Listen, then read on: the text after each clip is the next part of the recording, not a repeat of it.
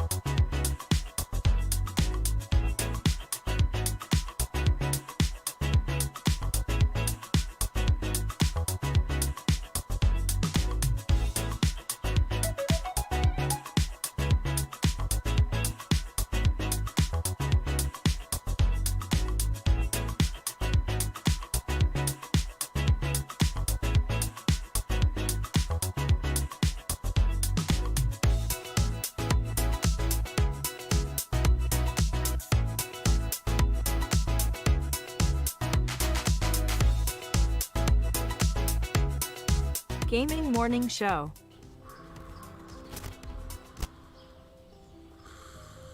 Ah, the sounds of morning. Early in the morning, Birds singing. gotta feed the donkey. The sun peeking above the When you horizon. feed the donkey, The gentle nudge from your morning alarm clock. this is what he says.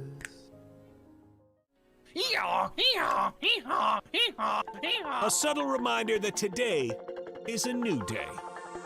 A new day for you to watch Gaming Morning Show. The show where you'll find science lessons. Says, when I bake bread, I give thousands of yeast organisms false hope by feeding them sugar before ruthlessly cooking them to death in an oven and eating their corpses. Wow. I thought you think were about bread a whole new way. I thought you were about Sure to say orgasms for a second there. Did either of you ever have that happen when you were in like biology class and you're reading Have the an orgasm? text? I've never orgasmed during.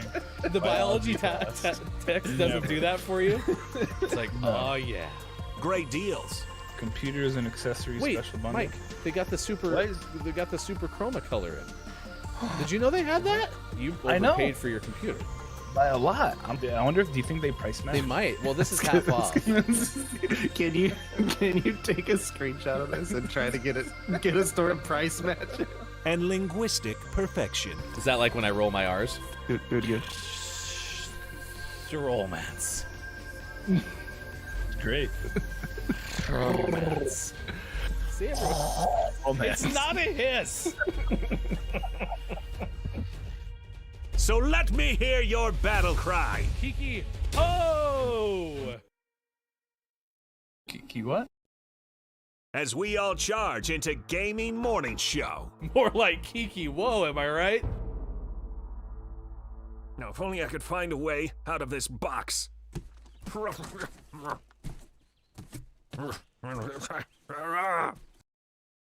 I'll catch up. 'Cause GMS starts right now. Morning, gamer. It's Gaming Morning Show, and it is Monday. Yes, that's right. Monday, December 6, 2021. Thanks for being here wherever you may be. Facebook Gaming, Twitch, YouTube, Twitter, and at gamingmorningshow.tv. I am Ryan. That is Mike, Sean on vacation. We are excited that you're hanging out with us wherever you may be on any of those said platforms. Sports are dumb. The weekend sucked. Whatever. You look handsome, so... Lies. Best sports weekend ever. It's just crap. It's all awful. Best. And whatever. BES.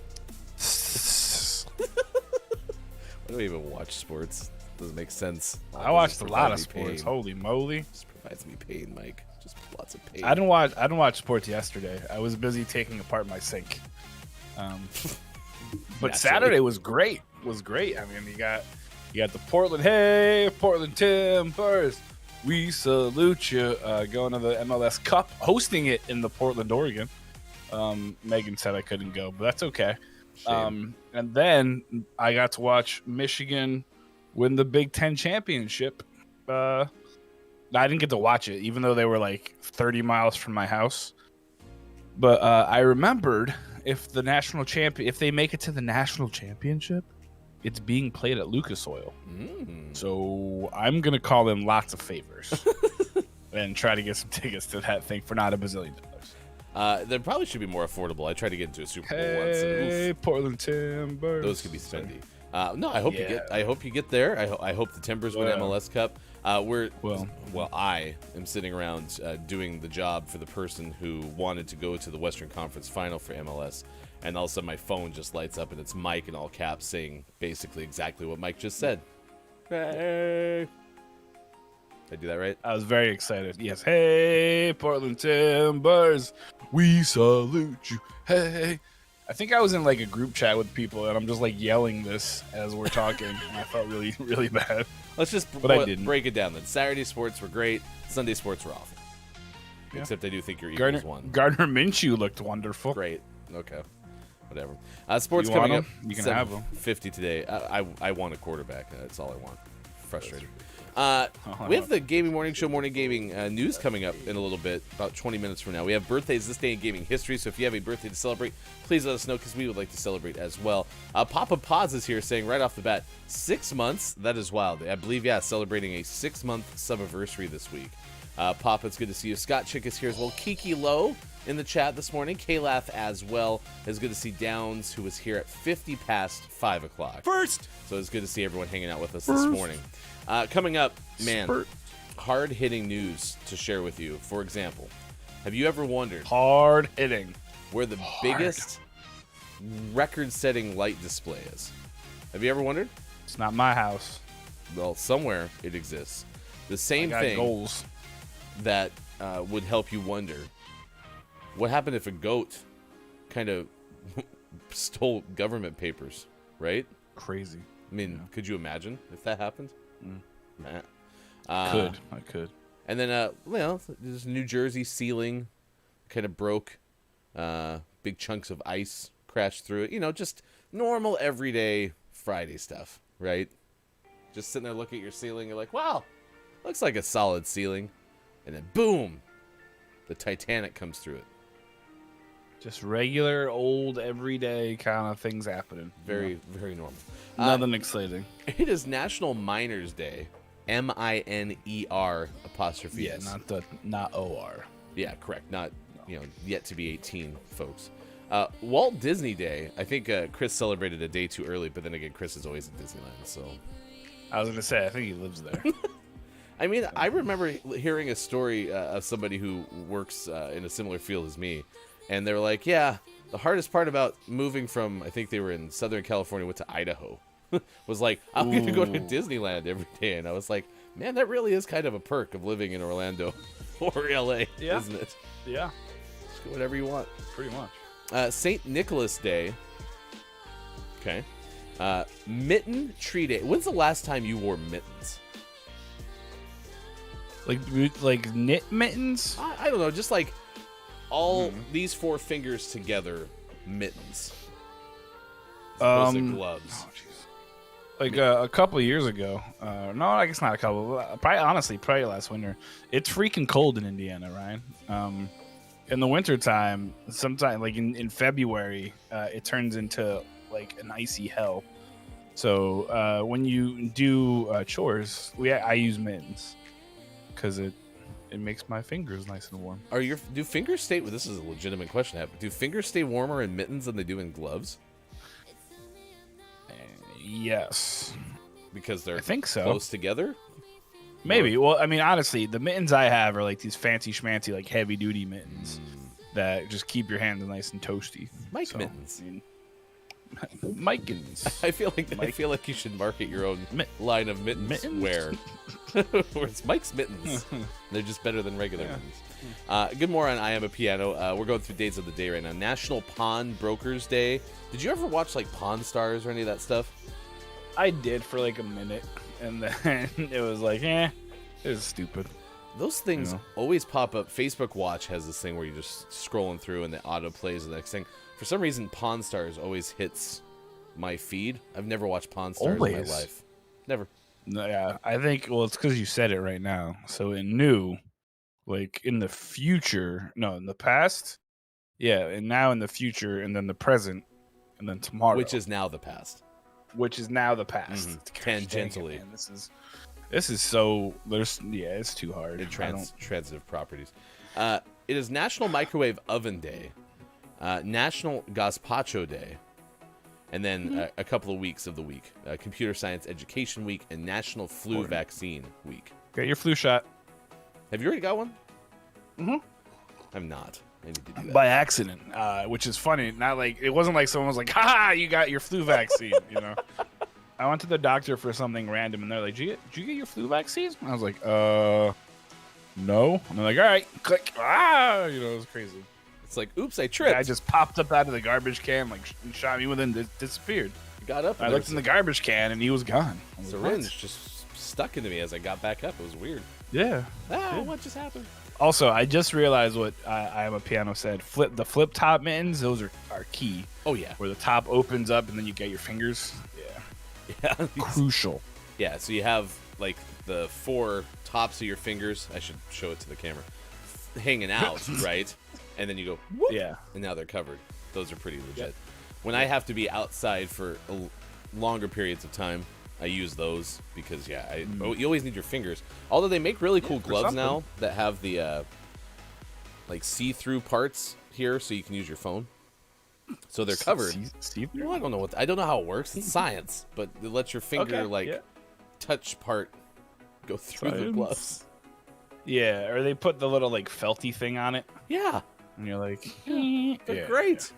So I agree with you on the piano. Those mittens are pretty badass. Today's topic of the day is put on your own shoes day. Okay, so Mike, I'm not gonna do it anymore for you. Okay, you have to put on your own shoes now. Well, like, okay, if I put them on, though, will you tie them at least? Maybe.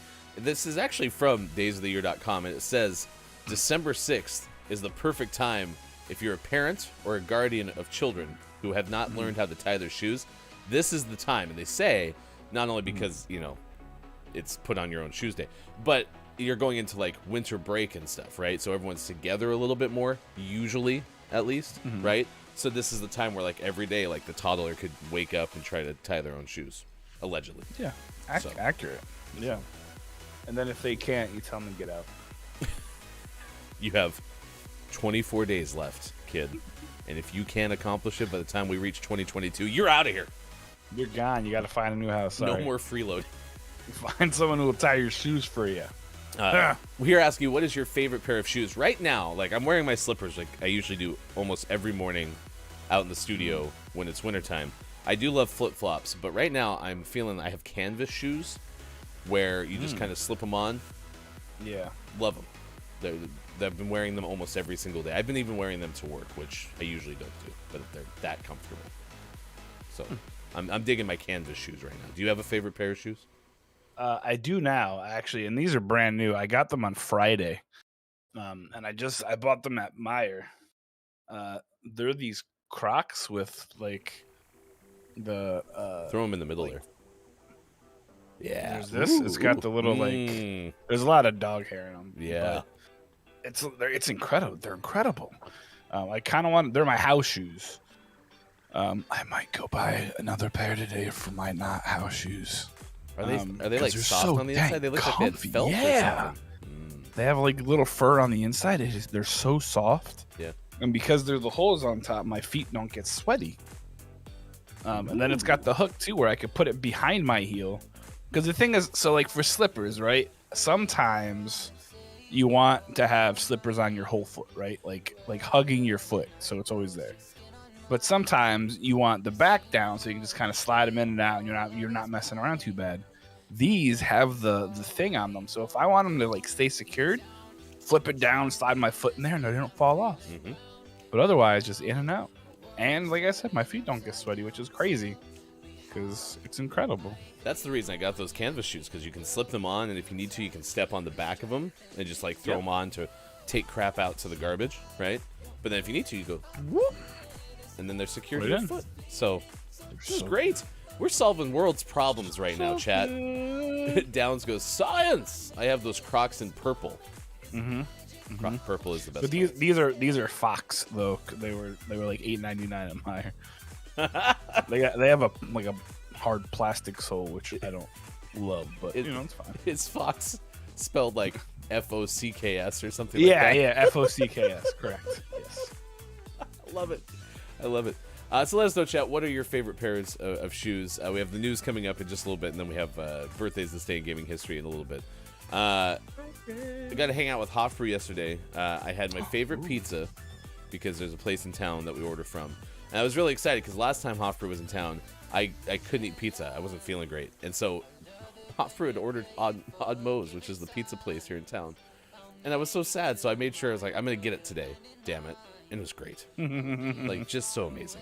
So even though the sports sucked, the food was good yesterday. Yeah, well, that's good. Thanks. Is Hofbrew a Broncos fan? Yeah. I How'd you actually, manage that? well, so you and I, we had a job together one time. We did. Yep. It was Mike good. job number 4073. And then I left to go start a radio station. And the third day that I was in town, I went to the baseball team that was in town that we had broadcasting on our station. And I walk in, and here's Hofbrew. I'm like, hey, my name's Ryan. I'm running the radio station in town. Hofbrew goes, hey, my name's Hofbrew. I'm an intern here at the baseball team. That's cool. And I was like, yeah. I grew up a Denver Broncos fan. It was like the third thing I said to Hofbrew. And Hofbrew goes, no way, I'm a Denver Broncos fan too. And then we became best friends. Let me tell you about my band.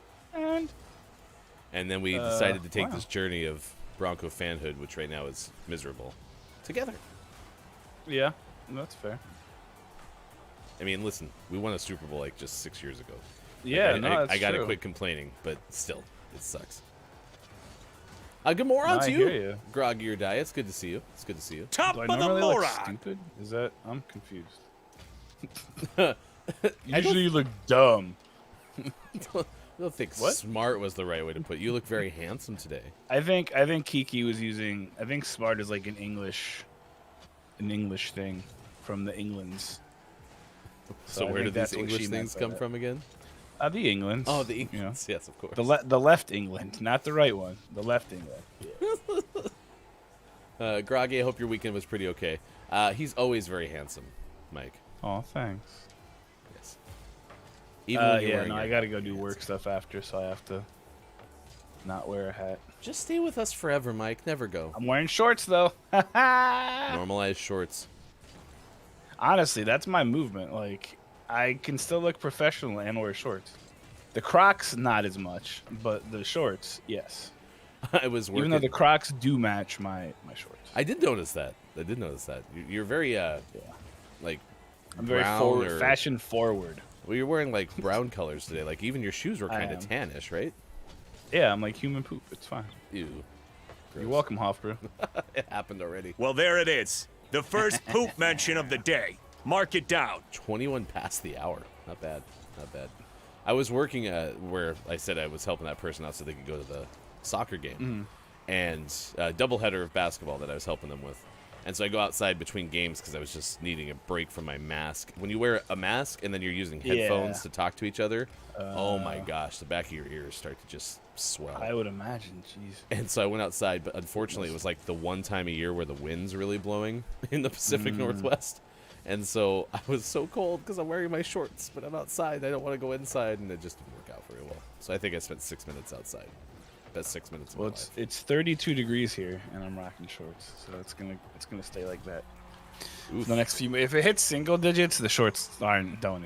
I put on pants. 41. I was gonna say the shorts come off, but then that just sounds like I'm walking around without pants. You know. It's 41 degrees in the Pacific Northwest. Must be cold. Papa says, no pants ever. Wear shorts always. Well, I would like to be a part of something that like legitimately normalizes like what work attire is, because I feel like it's such a dated thing. Like, in order to be successful, you gotta wear a like a shirt and tie and some khakis. Like, no, you don't. That's because the I'm only way wearing to shorts successful. doesn't mean I'm a moron. Although you do look very smart today. I do, as opposed to when I don't. So. Maiko and Groggy meetup coming to you soon. I love Crocs, says Groggy, and shorts should be acceptable. I have shorts that cost more than any of the pants that I own. That's true. Half the material, but the same price. You should actually His markup is ridiculous. Yeah, you should probably check that out. Groggy, maybe they owe you half I'm saying, yeah. the garment. Half off, perhaps? Oh. I'm very good today so far getting my my back of my car on the ball. I can't hit it with the front of the car, but man, my spoiler going nuts so far. There we go. Hey! I don't really know what just happened, but way to go!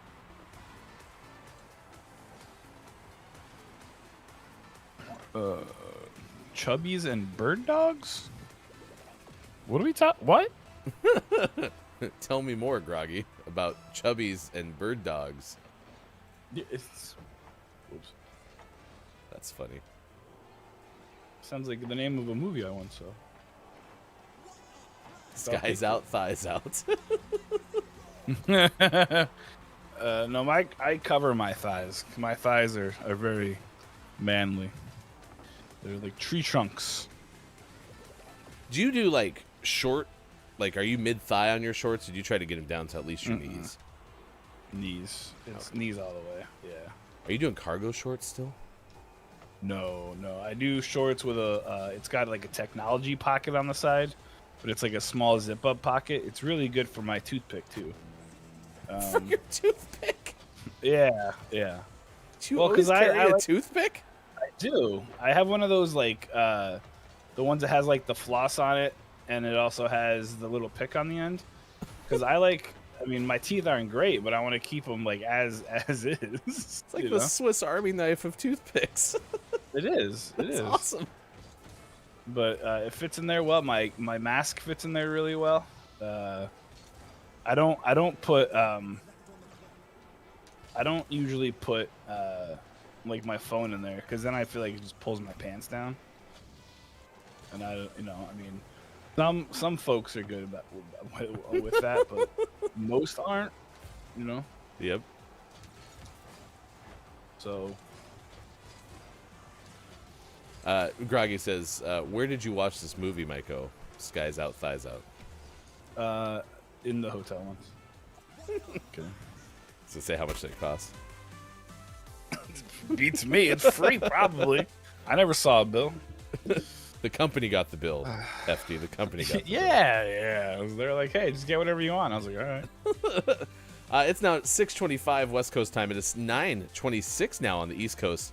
And it is 2:26 for those watching in the UK.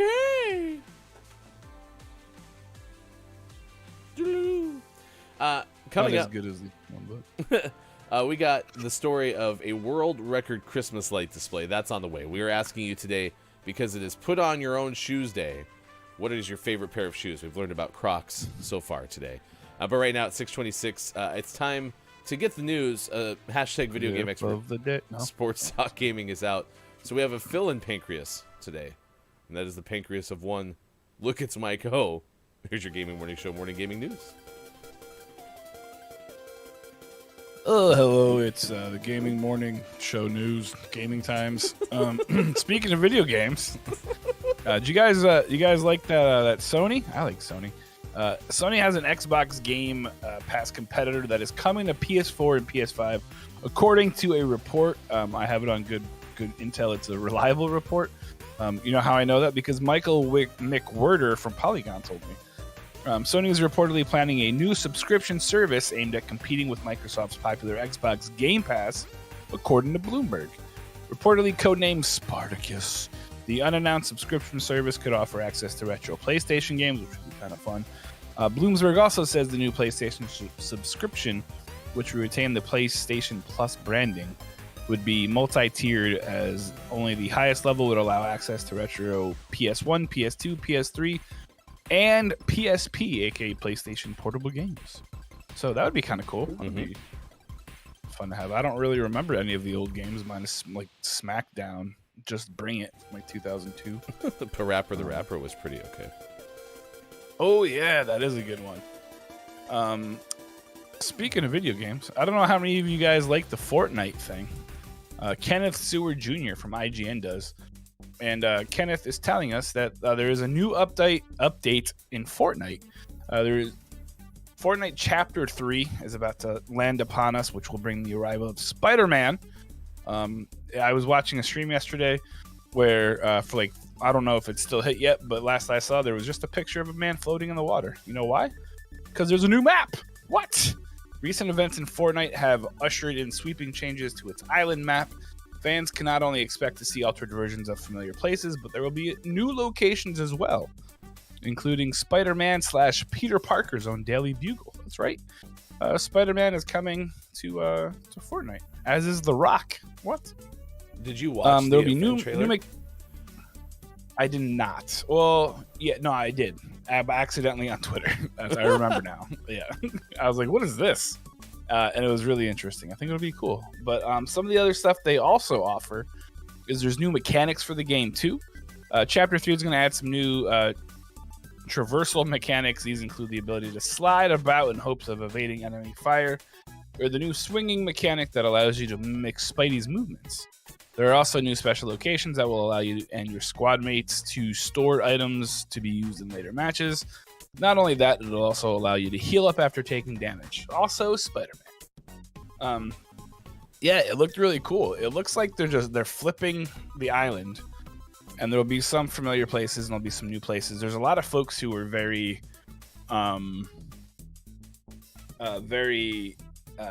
cynical about. They're like, they're not going to get a real new map, but it looks like they are. And in the reveal trailer, they had The Rock. Yeah, which is pretty crazy. I think it's actually out, the new chapter of it, and people were playing it yesterday. Had like you said, that slide mechanic. Listen, Fortnite is a game that I really enjoy watching other people play. Yeah. I just cannot for the life of me want to put in the time to figure out how to build. I was watching someone who has been playing this game probably since it came out, and they were building, and the mouse was moving all over the place, and it was just dizzying. Mm-hmm. I can't do that. Yeah, you're like, how did you get up there? Right? When I play it, I try to do it to where I don't build anything, and that does not last very long. So I do really enjoy blowing up the bottom of the builds people do, though, because then it all just falls apart, and then I chuckle. But I will say, I am not a fan of Fortnite. I tried playing it with our foster kid, and it was awful and boring. Not boring, but it was chaos, right? But Fortnite has been towards the top as far as making and implementing changes. They're not afraid to mess with what they have. They're not afraid to be like, like this might not work, and then they'll patch it like a week later, which has been really cool, as opposed to like Warzone that's like, whatever. Like there's cheaters, game's broken, you're stuck in that truck, like. You know, so that's kind of what they do. So Fortnite's been really good with it, but yeah, it's still not for me.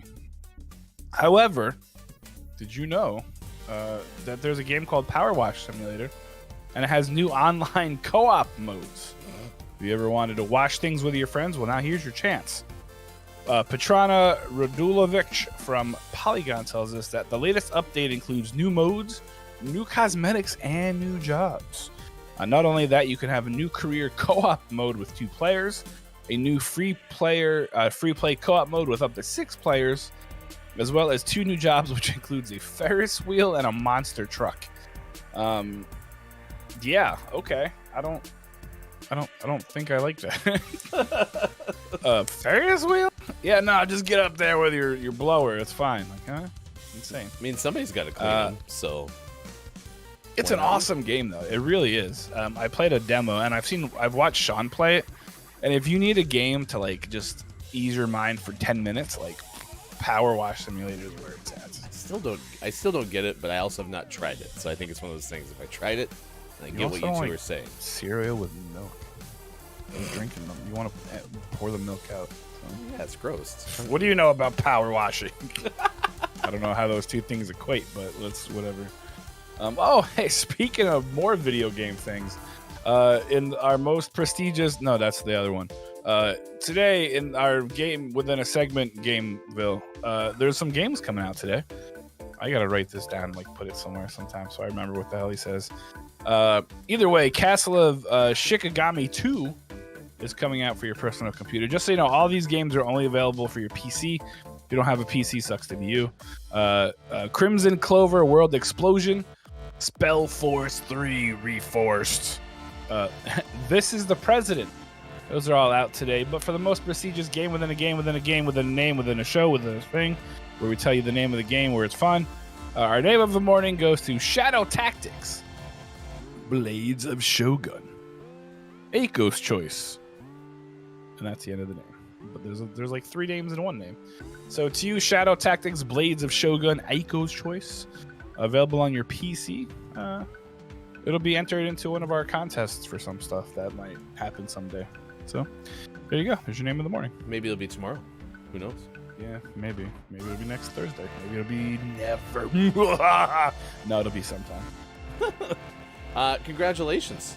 Name of the morning goes to our good friend, Shadow Tactics, Blades of the Shogun, Aiko's Choice, out today for PC. Wow, that's a name. Shogun. Wow, it's a really big name. I feel like when I say it, like some epic music needs to play though, because it sounds like one of those like epic, like an epic game. Or it's not. I mean, I don't know. I guess. Here, I'll give you one. Shadow Tactics, Blades of the Shogun, Aiko's Choice. Yeah, there you go. It's been a while since I have had to tweet all this stuff out because Sean does it for us now. So it's very labor intensive on this side of the screen. It's a lot of work. Congrats. You did very well. No one would have known. Hashtag GMS name of the morning. That's where you can find it. Just look that up on Twitter. That is Look, It's Myko. I am Hefty Goof. It is good to see you. Good moron.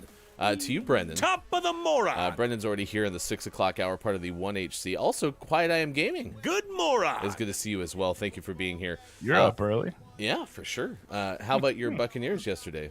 Congratulations. They won a game. I was like, my Buccaneer? What? Mm-hmm. Yeah. They did. Well, I mean, Tom Brady's only like the greatest in the history of the universe. That's it, though. Mm-hmm. Only the universe. Tom Brady would never survive the Galaxy universe, which is bigger. Your 2021 Big Ten champion, Michigan Wolverines alumni quarterback Tom Brady. Dude, they dominated Iowa. It was so great to watch. It is kind of nice. The first half was kind of boring. And I was like, when you can have just like an easygoing game for once. Yeah. Always a win. Yeah. Always win. All right, let's send it over to Sarah Wolpoff of Times Union. It's the holiday season. Many people choose to hang Christmas lights. In fact, that might be what I'm doing later today. Speaking of, I am a piano with the finger mittens thing. You put on finger mittens for that? I might. It's cold outside. What is it, like 52 degrees? It is 41. It's almost freezing. Sorry, my bad. Jeez. It's close. If you're looking you're right. For the world record display of Christmas lights, we may have some news for you.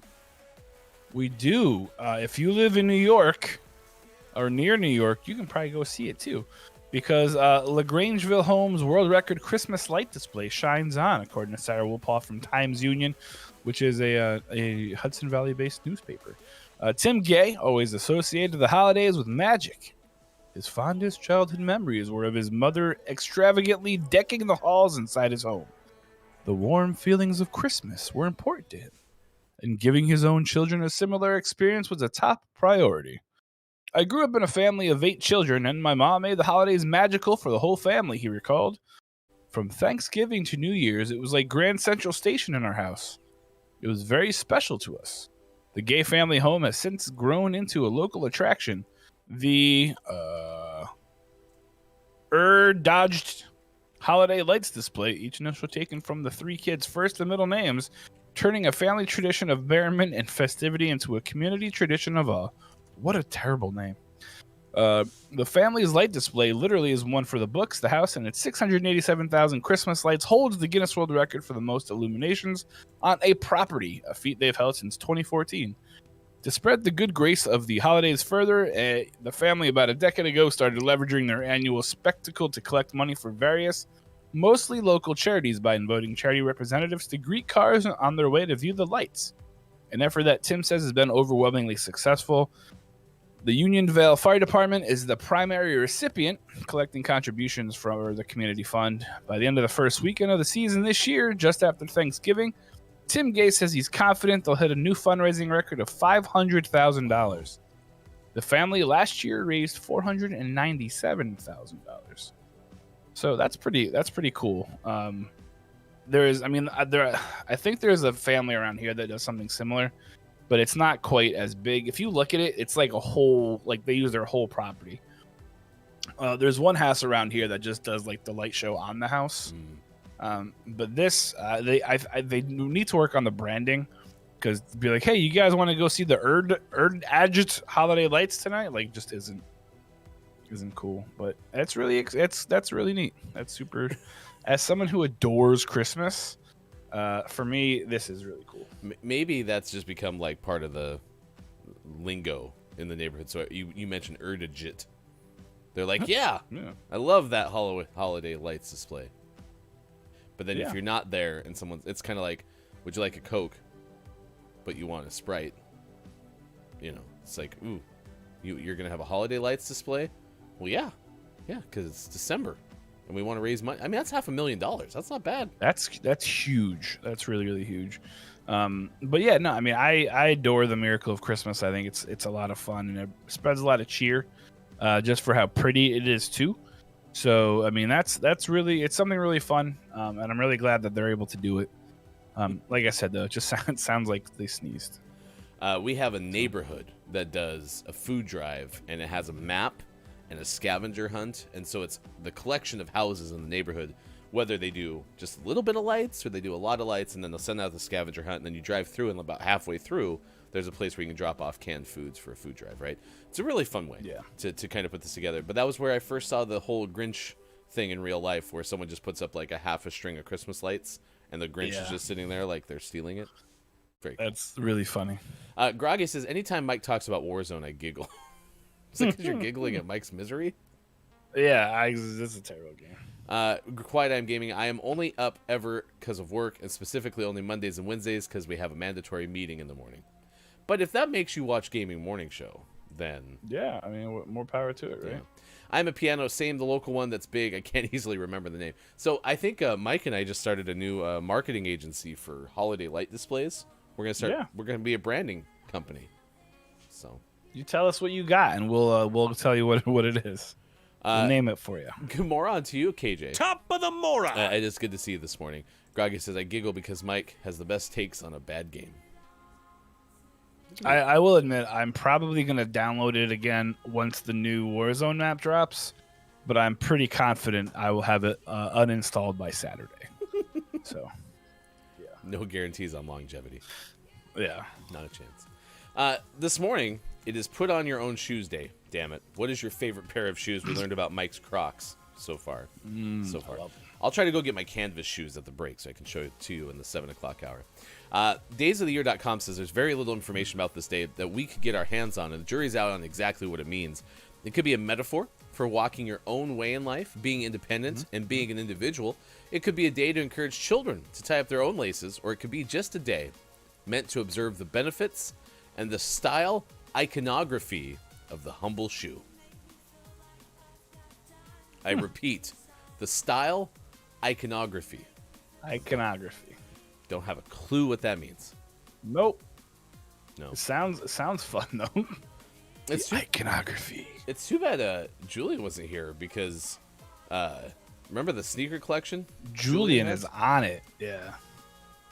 I think Julian had be up for it. Like 500, right? Something like that. I just remember same kind of camera shot, but Julian's got just rows of containers for shoes. I just don't know how you don't. I couldn't. Well, Julian, I don't know. Do we remember? Do we ask Julian how many he wears, or are they just for show?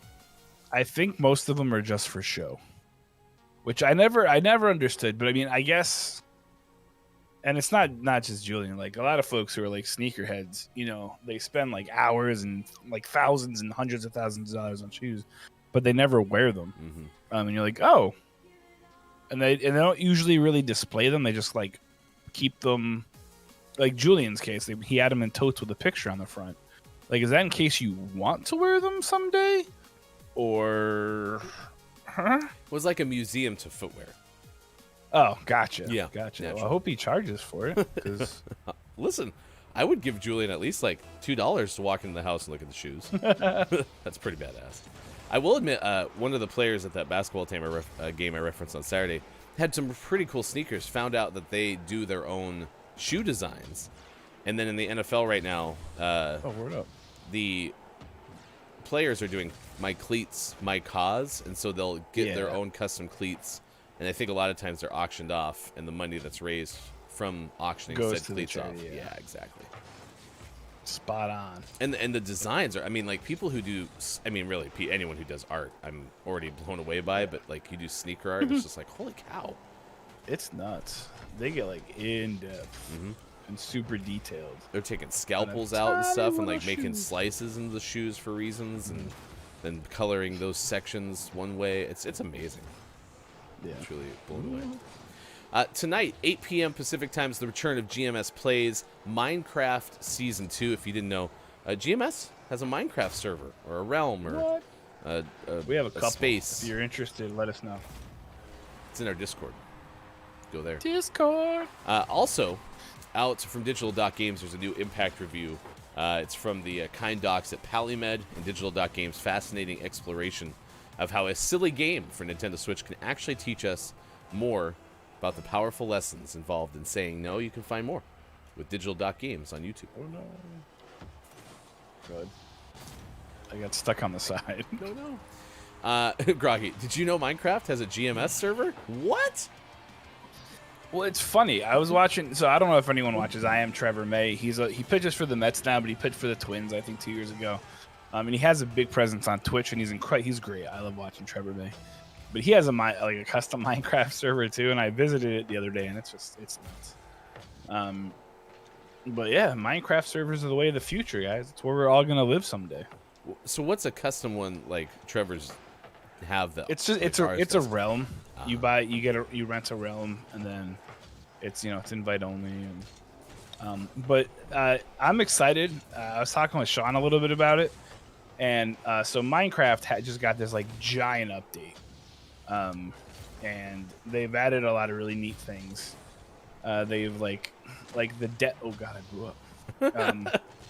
The bedrock depth, which is the bottom of the map, you can go. It's like super far down. It's really neat, and I'm excited to see Sean start playing it again.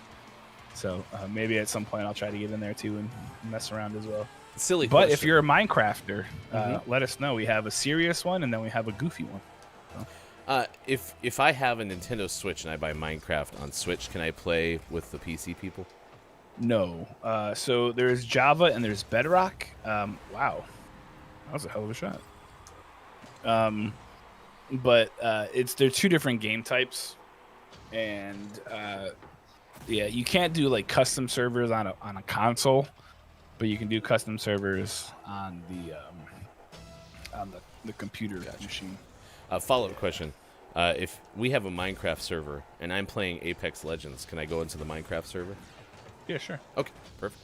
You just play Apex in the Minecraft server? Yeah.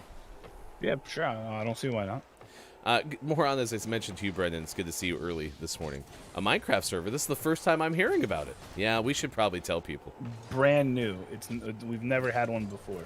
The important thing is all of the hosts of GMS all know about this and have since its inception. I remember when Ryan was like, hey, guys, have you ever heard of this Minecraft game? And we're like, yeah. And he's like, yeah, I play it all the time. You should totally check it out. And Sean and I were like, I don't know if it has the future. That'll never work is what I think Mike said specifically. It'll never. This'll never happen. Oh, my God. I was like, I don't know. You should see what I built in it. I built a giant bee. It was crazy. I think the end of the day, like my issue with only reading half the message is so accurate because I will if you want me to know something, tell me in the first 2 sentences of whatever you're sending me. Because I don't. He doesn't read the rest. No, I don't, and I don't know why that's my thing, but it's just my thing. So, Yeah. I'm sorry. No, that's fine. No, I am sorry, Mike. I'm sorry. Okay, that's fine. I accept your apology. Quiet says, "What's a Minecraft?" It's a craft in the ground. Duh, it's like a boat, but not. Quiet, you're in the game. You're in the Temple of the Six. It's housed in Minecraft. Yeah. Quiet. Have you ever played Contra? Ooh, I love Contra. It's nothing like that. However, they both have one word in their name, kind of. Even though mine, craft, It's a compound kind of word. two. It's a compound. Yeah. So we'll still count it as one. Oh wow, that guy helped you Thank big. you very much. Nice assist. Am I a boat? You're not. There's no video. Yeah, there is video proof. Gaming. What? Quiet says, I just called you gaming. I don't know why I called you gaming. That could have been like literally 1,000 other people. Mike calls Quiet I am gaming when Mike's mad at gaming. Yeah, gaming. Do you gaming? Come here. That's your first warning. Gaming. Don't let it happen again, or else you'll feel the full wrath of Mike. Oh, that's a go-ahead goal. Hey, yeah, it is. look, it's Mike. Oh, we salute you. Be mad at me. Yeah. Minecraft is fun. You should play it. I am quiet gaming quietly. I am. GMS After Dark alum. Quiet. I am gaming. Yeah. I'm happy that Yeah, Quiet had a embraced- good enough performance that you actually are willing to acknowledge that Quiet is an alumnus, whereas like Digital Doc Bad Takes, you're like, nope. I wish Digital Doc Bad Takes would come on the show sometime, so you can see what they're made of. But they've never been on the show, so I mean I can't tell you anything. Yeah, Brendan, you're also a member of the GMS After Dark alumni. Mike's gonna start like the 5 Timers Club, like Saturday Night Live has, where if you've hosted after 5 times, you get like a nice vinyl jacket or something. Does Chris count in that? Because like he's just always there. Chris doesn't get any extra special credit because Chris just is always around. Yeah. So Chris will be with us the entire month of December. Christmas ME, as we call him now. and this week is which topic? This week is our Christmas movie tier list with Christmas ME and Mike's IRL friend Kyle. Oh, right. And we're debating is Die Hard a Christmas movie? That'll be a part of it. Which there's really Sure no will. debate. I mean, clearly it's set during Christmas time, and It's true. It's a Christmas movie, Yeah. but I can't imagine that we're gonna have a whole lot of agreement. I love how Brendan knows Kyle's full name because Kyle usually watches on Facebook Gaming, and so you always see Kyle Andrew Goodpaster. We got to get Kyle a shirt that says the Kyle Andrew That's really Goodpaster. funny. That's good. It's 6:51 West Coast, 9:51 out East. It is 2:51 now for those watching GMS in the afternoon. Doodly doo doo doo doo. So yes, Mike, I have you in my phone as Michael because Yep. I believe that is how you have your Facebook. Yes, And it is. I don't have even your real last name in my phone. I have your Nice. Facebook name in my phone. Nice. And when you at somebody in a group thread on your iPhone, It just you have to does put that. the name that you have of the person in your phone. So yes, I did call you Michael this morning. I was like, did you call me Michael? Am I in trouble? I was like, what? Michael, get over here. Why did I sound like Scorpion? Why did I sound like Scorpion there? Is that how you discipline your kids? Hefty kid, get over here. Oh my god, get over here. Fatality. No, just kidding. Groundtality. Groundtality. That's actually a great thing. I don't think I'm going to ever ground my children. I'm only going to give them a groundtality. I'll give my kids. That's actually what I should do. I should give my kids, okay, listen, you're in trouble, and you're definitely going to be grounded, okay? But if you can beat me with robot, I'll robot smoke. You can be whichever character. If you can beat me in one game of Mortal Kombat, I'll reduce it by half. So. Minecraft Part 2 crowdfunder. Thank you for the pledge this morning. $1.69. Appreciate that very much. Great. Yes. Season 2 Wonderful. is on the way. Get ready for Put it. that towards the thing. That's how we pay for the Minecraft servers. Your pledges. It's like a NPR. NPR is funded. Like your donations. All right, let's give birthdays this day in gaming history. If you have a birthday to celebrate, please let us know because we would love to celebrate with you. Today, actress JoBeth Williams turns 74, Mike. No way. JoBeth Williams. Never heard of JoBeth And again, Williams. they did the fun picture thing, right? Where they have 5 people. And one of them, I think, looks familiar from being on the Beverly Hills 90210, and then the other 4, I don't know who they are. I'm assuming JoBeth Williams is on the end here because it's the older looking lady, but I mean, it might not be. I don't know. Where'd you come up with 90210? The girl, she was in Beverly Hills 90210. JoBeth Williams? This lady. No. This, I mean, unless this one is JoBeth Williams. I'm pretty sure the blonde-haired lady on the end is JoBeth Williams. I think you already know more about 90210 than I ever did. Wasn't that Shannon Doherty? Yeah. Oh, yeah, that was Shannon Doherty and Jeannie Garth, right? Okay, never mind. I'm lying. Yeah. See? All right. Musician Either way, JoBeth was in Kramer vs. Kramer. Way to go. Peter Buck is 65 today. Oh, man. He doesn't get rocker status? That's well, Who I the guess hell is Peter Buck? he was obviously in the famous band Arthur Buck. Oh, the Arthur Buck. Peter Buck. Yeah. I'm sorry. Yeah, the Arthur Buck. God, Not a Arthur Buck. How about B. Arthur Buck? Rip. Sad. Director Judd Apatow turns 54. Incredible. I love Judd Apatow. He's great. Wasn't that? He's directed 30 for 30. Oh, really? I didn't know that. Yeah. That is a fun fact. Wasn't Judd Apatow the one with Katherine Heigl and Seth Rogen? Knocked Up. Yep. Who directed? Hold on. Sorry, go ahead. Who directed Forgetting Sarah Marshall? K-Laugh. Who directed Forgetting Sarah Marshall? I'm curious.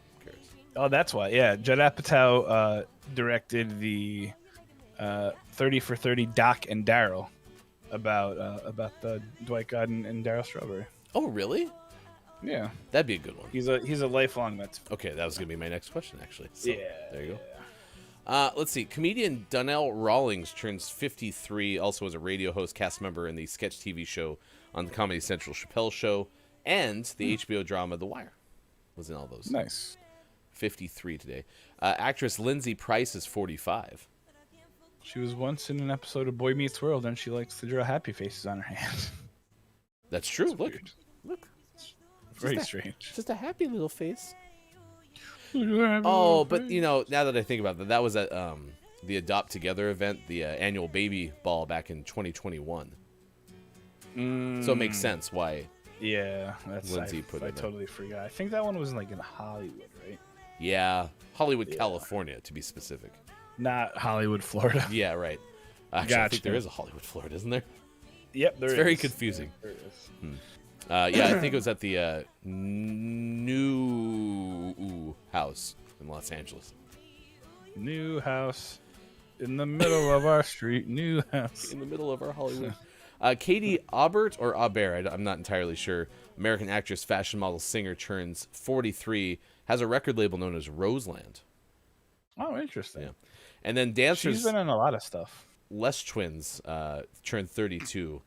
Laurent There's not like Lay twins. and Larry Nicholas Burgoy. Bourgeois. Bourgeois. Bergiawis. I don't know. It's not a. You don't. Oh, I was gonna say don't mispronounce that because that one's like. I don't Actually even know hard. what that one is. Burjois. Okay. Bourgeois. well. Bourgeois. Anyway, they're French dancers, choreographer, and they have a brand called 11 Paris. So As opposed to French kissing. They're French dancers. And last but not least, and I practiced this one. Let's see if I do it right. NBA's Giannis Antetokounmpo turns 27. Nice. The Greek freak, Nice. NBA champion, Finals MVP for the Milwaukee Bucks. 27 today. Johnny Manziel, former NFL quarterback, is only 29. They had News to me because I think he was drafted in like 40 years ago. They had there was one like obscure sports website yesterday that had said Johnny Manziel died, and it caught fire on it caught fire on Twitter because people are like, is Johnny Manziel dead? And the odd thing about this story, and I'm paraphrasing, so forgive me if I have this incorrect or inaccurate, but the website was saying multiple websites are reporting that Johnny Manziel is dead, and then one of the replies to that tweet was like, no, they're not. It's just your website that's saying this, but they had cited multiple sources, so it was weird. Maybe they meant to write career and they forgot to put career. Oh, We've got a drummer birthday. That's accurate. We do have a drummer birthday. Drummer Rick Buckler of the Jam, 66. nice. And this is the regular Jam, not the Space Jam. What about drummer David Lovering of the Pixies, who's 60 today? Maybe it's his birthday too. We got double drummer birthdays. Double. Did you know that today is also keyboardist Ulf Buddha Ekberg of Ace of Base's 51st birthday? I saw the sign and it opened up my eyes. I saw the sign. No one's Life gonna is bring you up. demanding without understanding. It's like my middle school life right there. I know, right? Top Jeez. of the Mora. The Wind of Life is here. Said interesting. It was interesting. Greetings. Yes. Greetings. And then Groggy's going to go punish himself with Apex. Lurk for cooking for KJ. Whole bunch of things going on. KJ, how'd your thing go, by the way, this weekend? You had your mom's birthday. your mom servation. No, mom palooza. Stephen Something with mom. Stephen Wright's a comedian, 66 today, by the way. He is. He's funny. Is Stephen Wright one of the ones where it's like continuous like puns almost over and over? I thought he was the guy that was like, and then I went here. Yeah. Okay. But I also thought that person was dead.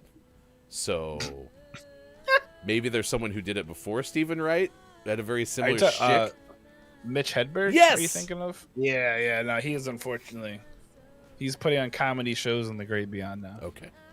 But Stephen Wright is very similar to him. So. Thank you. Okay. I wasn't too far off. Thank you for walking me through that. I appreciate it.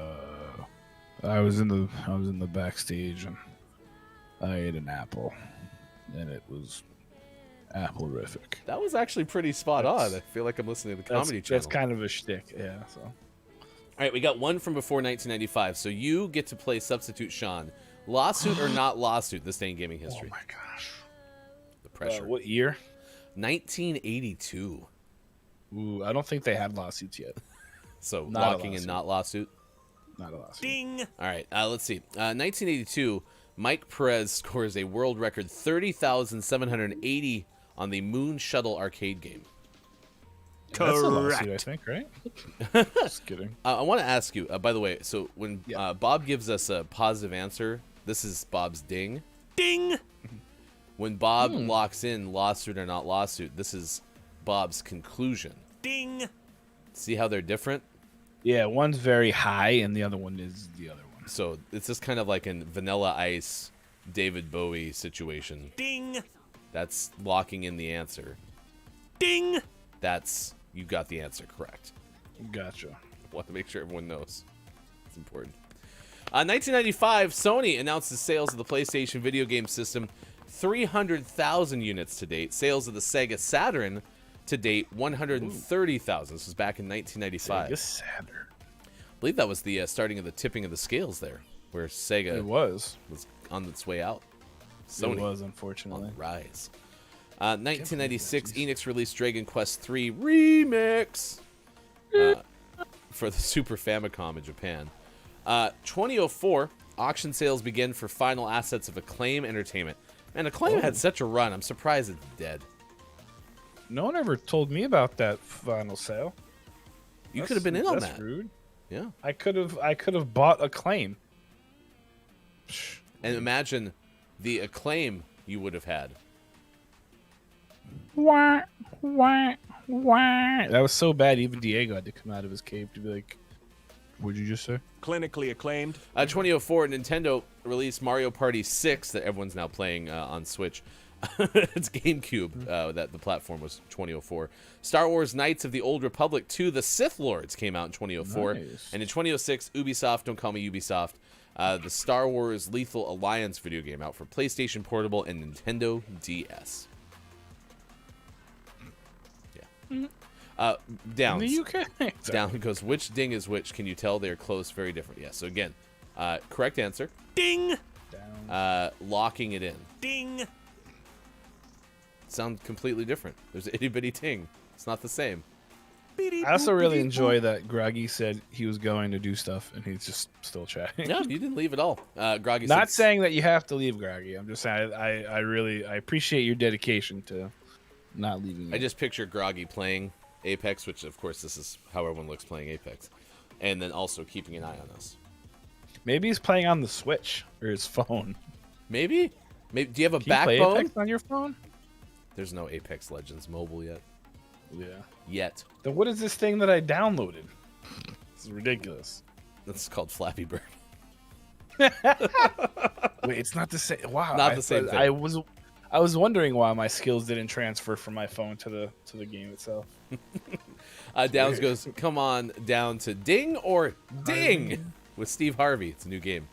Oh God. Figure it out. All right, next hour. Get him on as a guest. As Mike has to go, top 10 facts about the history of shoes that are very historical and basically really interesting. And some of the stuff you're like, what? I can't believe this. But then you're like, oh yeah, that kind of makes sense. Or does it? Who really knows? I love Crocs. Oh, man, these names are getting out of control. Oh my I got to start writing better names for articles. Why do you guys write so much? It's like a food blog. Top-facts.com. You really are on page 2 and beyond, aren't you? It's the preeminent authority on shoe facts, I believe. Yeah. All right, Mike, I hope you have a great day. Chat, I will be back to hold the show down in the second hour. It's on the way with Gaming Morning Show, Facebook Gaming, Twitch, YouTube, Twitter, GamingMorningShow.tv.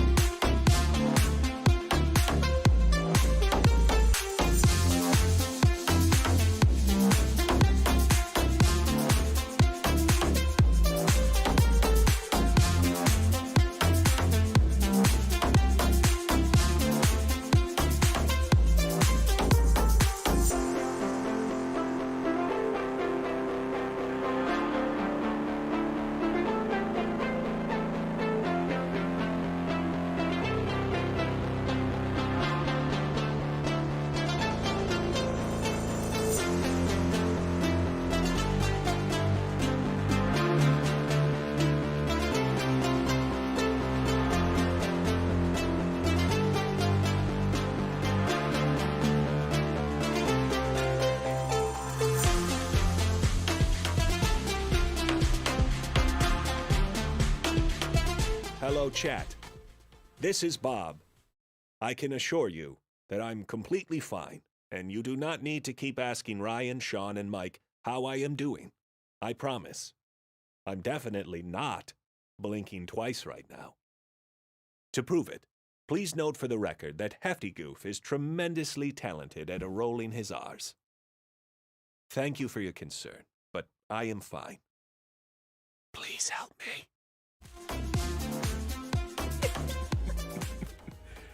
Okay, we'll roll with this. By the way, they give us some context. Pastries are different from breads in that they have a higher fat content, which gives them a flakier, more crumbly texture. You hear that? Biscuits versus scones? Same. Same. So there's 5 different types of pastries. I'm not going to read them because there's a lot of words I don't want to say in there. There's 5 different types. We'll post this link and you can learn it after the show. It's your homework, Chad. All right, I'll start with number 1. 1. Croissants.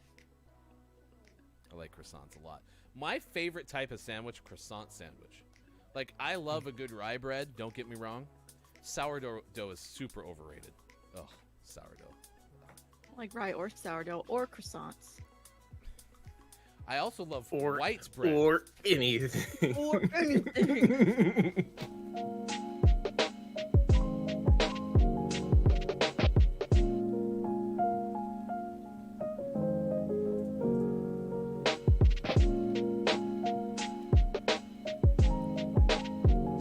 Zesty! Coming up on Gaming Morning Show, List of the Day, and Sports. Find GMS on Facebook Gaming, Twitch, YouTube, and GamingMorningshow.tv. Time for hour number 2, right now. Morning! Gamer! It's Gaming Morning Show. Thank you for being here. Facebook Gaming, Twitch, YouTube, Twitter, Gaming Morning Show.tv, 11 past 7 o'clock West Coast time. I am Hefty Goof, and I am running solo this morning. It's great to see all the folks in chat. It's Copia's here. They're not biscuits. And also good moron. And again, I always appreciate when Bob can have a chance to hop on the microphone and just let you know that Bob's doing pretty okay. Don't worry, the swords missed me. That's the swords that Mike slides through the box. Because both Mike likes magic and Bob needs air holes. Plenty of air in here, no need to worry. It's perfect. Copia, like I said, good to see you. KJ, I am lurking, but for Copia, love you. That's great. So, Quiet I'm Gaming, the history of biscuits versus scones is, cookies are biscuits, biscuits are scones, and fries are crisps and all this stuff, right? And so I just finally got tired of trying to figure it out. So now my distinction is a scone is the UK version of a biscuit, right? Because a scone in the US is amazing, and it should not be associated with the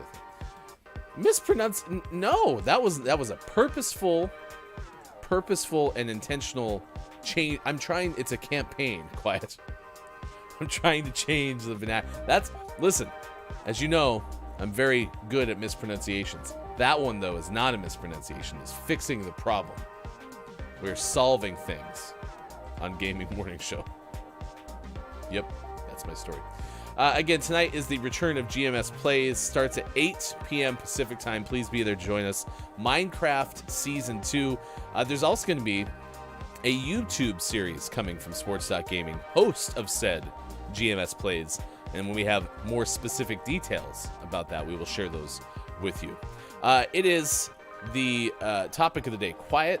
I Am Gaming is here. It's Copia. Brendan_TTV. KJ is here as well. Still cooking, or the celebration's still ongoing, I believe. Groggy or Die has kind of had one eye on Apex, one eye on us. Downs has been here for the duration of the show so far. It's great to see everyone hanging out with us this morning. It also, topic of the day is Put On Your Own Shoes Day. What is your favorite pair of shoes? Damn it, I forgot my canvas shoes. Damn it. Sorry, I got caught up. I was inside, I was talking to the kids. Everyone's getting ready for school and stuff, and so I was trying to say goodbye to them, and then I got something from the fridge for my wife for helping the kids go to school. And damn it, I forgot my canvas shoes. K-Laugh.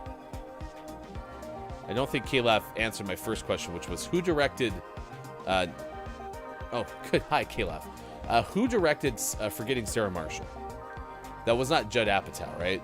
Someone else. And also, remind me at the start of the 8 o'clock hour to get my canvas shoes, please. So, I am a piano. Work boots. I have a desk job, but I like not tying shoes. Yeah, I'm finding the need to tie shoes not something I really want to deal with anymore. Honestly, I kind of am pretty okay with slip-on shoes. I wear slippers a lot now. And my favorite shoes, honestly, are flip-flops. I had the same pair of flip-flops for probably close to 12 years. I had worn them so much that they were the kind of flip-flops that, like, wear with your foot. And so eventually I got almost to the bottom of the flip-flop. I wore them so long. And then they died very shortly after acknowledging that I'd had them for almost 12 years. It was more than a decade. It was very sad. Very sad. Kopi, I put my own shoes on today. My favorite pair of shoes I ever owned were a pair of Timberland boots. Nice.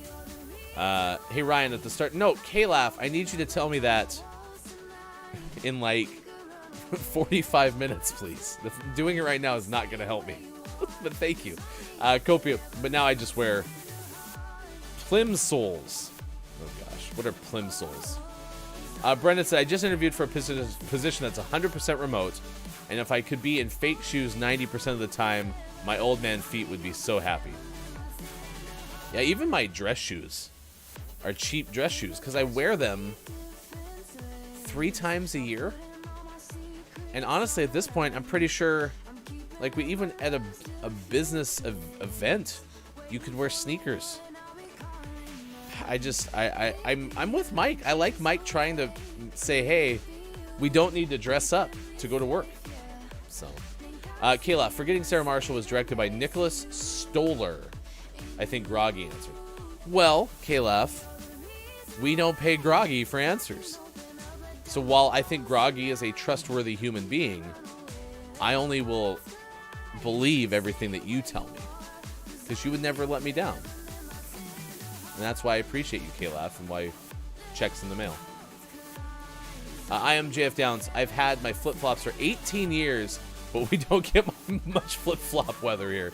Honestly, I wear my flip-flops probably until it's 50 degrees, and then I'm back in the slippers inside. So, plimsolls are like cheap slip-on gym shoes. Okay. K-Laugh, you don't pay me.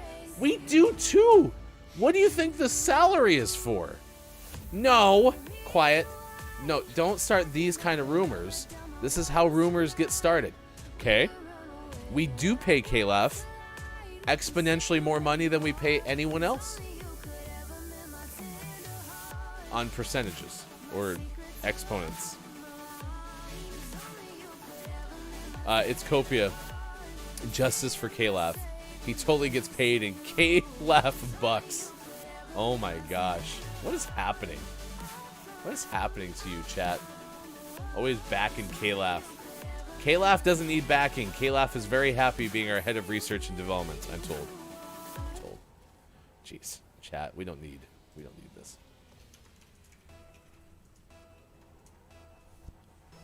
All right, Downs, don't we all get salary for being here? No, no one gets paid for being here. So, K-Laugh, in fact, doesn't even get paid for being here. K-Laugh gets K-Laugh salary because usually happily provides us answers. But apparently not today. So, whatever. Now, so who has been paying my bills? That is coming from your professional Apex Legends career. I am going to play probably some arenas coming up next hour. So, I'm very excited about that. It'll probably be a gaming hour, to be honest. So, coming up, top 10 facts about history of shoes that are very historical and basically really interesting, and some of the stuff you like. What? I can't believe this, but then you're going to also be like, oh yeah, that kind of makes sense. And does it? And who really knows? And also, I love Crocs. So, I'm sorry, what? Quiet? I had a misspelling in my contract, so all I get is salad. Hey, but, I mean, if you're going to eat, that's not a bad job, right? Free room and board. This is completely out of the blue in a way, but there was an article recently that was talking about how Gen Z is preferring to live in, like, dorm-like adult communities, if you will. So, I don't know if y'all went to college and you experienced the dorms firsthand, or if you can get it conceptually, whatever route we need to go. But, like, one of my favorite things about living in the dorms during college was you'd be, like, a door down from people that you like, often, and you go downstairs and you had food. Like, everything was very centrally located, right? I love that. And so I've long thought about, like, retirement homes. You know, the same kind of thing. They have a whole bunch of people living close together, and then, you know, room and board provided. And I was like, I wonder if anyone would ever consider, like, making a retirement home for people who want an apartment, but also want, like, the, hey, at 7 o'clock, we're all getting together for a wine hour downstairs. Okay. So this was the article, and it was problematic from this standpoint. Okay. There's a lot of folks who are in the Gen Z generation. They're not doing that because they prefer that. It's because affordability is so bad. Okay. Oh, yeah. Quiet. You read my mind. Not sure if preferring. I think there's a lot of places it's the only way they can afford. And it's definitely like a takeaway that you need to have from this whole discussion. But I was always like, man, that would be pretty okay. Is to kind of just live in a space where you could go downstairs and they might be serving, you know, hamburgers and tater tots, and life is good. You don't have to cook. Right? I think that'd be amazing. And so going back to the whole quiet said I had a misspelling in my contract, so all I get is salad. You know, room and board wouldn't be a bad gig, right? So, but yeah, I think I want to emphasize, like, everything should be, it should be easier for people who want to own, like, even a 1-bedroom apartment or a condo, I guess it would be. Like, they shouldn't have to be like, nah, I can't, so I'm doing this instead. Dungeon, you should play Stardew or Minecraft because I am biased. No, but thank you for the offer. Also, part of the problem is I can't also use this computer for gaming, so everything has to be done on the PlayStation. So, Kopi, I get paid in vegan royales and pizza. From whom?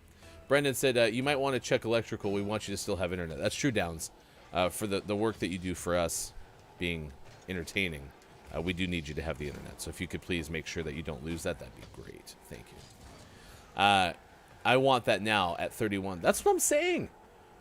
Like, oh, so I always had this dream of a compound, which was basically a quadplex, but bigger than a standard quadplex. And again, everyone has different experiences, right? So I'm going to speak for myself I live in the Pacific Northwest, okay? So I've lived in a couple of duplexes. Our duplex was probably 1,100 square feet. I think both actually had 3 bedrooms, 2 bathrooms, a 1-stall garage, right? Wasn't too bad at all. In fact, I was very happy with those places. I didn't even mind living with a shared wall. Honestly, I didn't mind it at all. And so, like, a quadplex would have been maybe a little bit bigger, especially, considering I'm married and my wife much prefers having more housing space than I necessarily need. So let's say you had 4 1,500 square foot spaces that maybe had 3 bedrooms and like a bonus room. So maybe if you needed a 4th bedroom, you'd have that.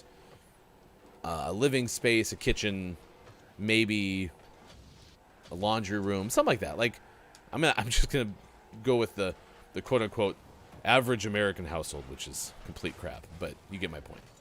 And then those are built kind of in like a circular fashion, and then in the middle is like a courtyard, right? Your yard space and all that stuff. Super cool.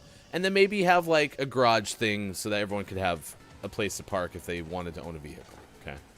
And then you're sharing the expenses of land, plumbing, electrical, right? All that stuff is together. That's got to save some money. All the heating and utilities and stuff. I always had this vision of a compound because I liked living close to people I liked. And being like, hey, do you want to get together for dinner tonight? Great. I'll see you in 4 minutes. Anyway, then the compound expanded to this idea of the adult dorm. And I didn't think it was that bad. All that to say, though, everyone should be able to get their own spot if they want to at a reasonable rate. And especially because I know we have some folks who are in the Bay Area in this show right now. Like, Bay Area real estate, it's ridiculous. I've seen things like studio apartments cost like $4,000.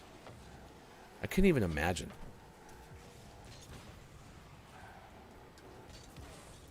Affordability is rough. Brennan goes, that was what I was writing and then deleted. I used to have 5 other roommates. It was okay. Count me in for the hefty retirement home, says Downs. Well, when Scott Chick, who, by the way, I saw you just chimed in. I'll read it in a second. When Scott Chick and Kate were talking about the Scottish streamer castle village thing, I'm on board. Yeah. But, I'm a very socially extroverted person. And so, like, I get probably less annoyed by roommate quirks than many can do. So, but I wouldn't really call it preferable, just affordable. Absolutely. Yeah, that's the takeaway from that article is the criticism of it being like, it's not because they prefer it, it's because they can't afford it anywhere else. It's completely valid criticism. So, Copia, they just keep churning up. I just figured they were from you guys at GMS. The Domino's? Yeah, sure. Free Domino's with every GMS subscription. Not valid. KJ, I see. Sorry, yeah, I didn't mean to break your heart, KJ. And I like Stardew Valley a lot, but I just can't play anything on this computer. So, Quiet. I've had the same 3 roommates since 2015. We're basically family at this point. I am a piano. Having a roommate after 30 was a very good decision for me. Good moron to you, Sis. It is good to see you on this edition of Gaming Morning Show. Good moron. We took a little bit of a right turn and got into the idea of a GMS compound. But Scott Chick said, woohoo, coffee time. Coffee's the best. If you like coffee, just know that we also like coffee, and we are always open to coffee recommendations from your area. You're always welcome to send it to us if you want. We have a P.O. box, but we can also just take your recommendation and get it ourselves, which is nice. Copia. I had one of my best friends and his wife as roommates after marriage. It was one of the worst decisions I ever made. I've always found that my best roommates are usually people you're not so close to. KJ, I built something like that, but more elaborate in Sims. Yeah, I've seen a lot of Sims builds that are pretty okay. Scott Chick, I'm all right at work. No one wants to dance to Christmas songs with me. Well, then, hey, Scott Chick, then I want you to dance like nobody's watching. And you know what you can do? You can dance to this song then. Who's got the cutest pet on the internet? I have this one, so cute. A warm welcome to our deputy cat petter, Scott Chick. There. No one will dance with you at work, then you can dance that way. Copia.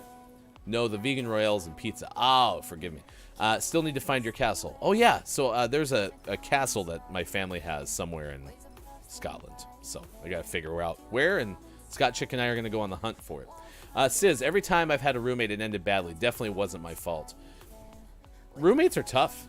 I remember my wife lived in a house during college. I think there were 5 roommates, so 6 people total, including her.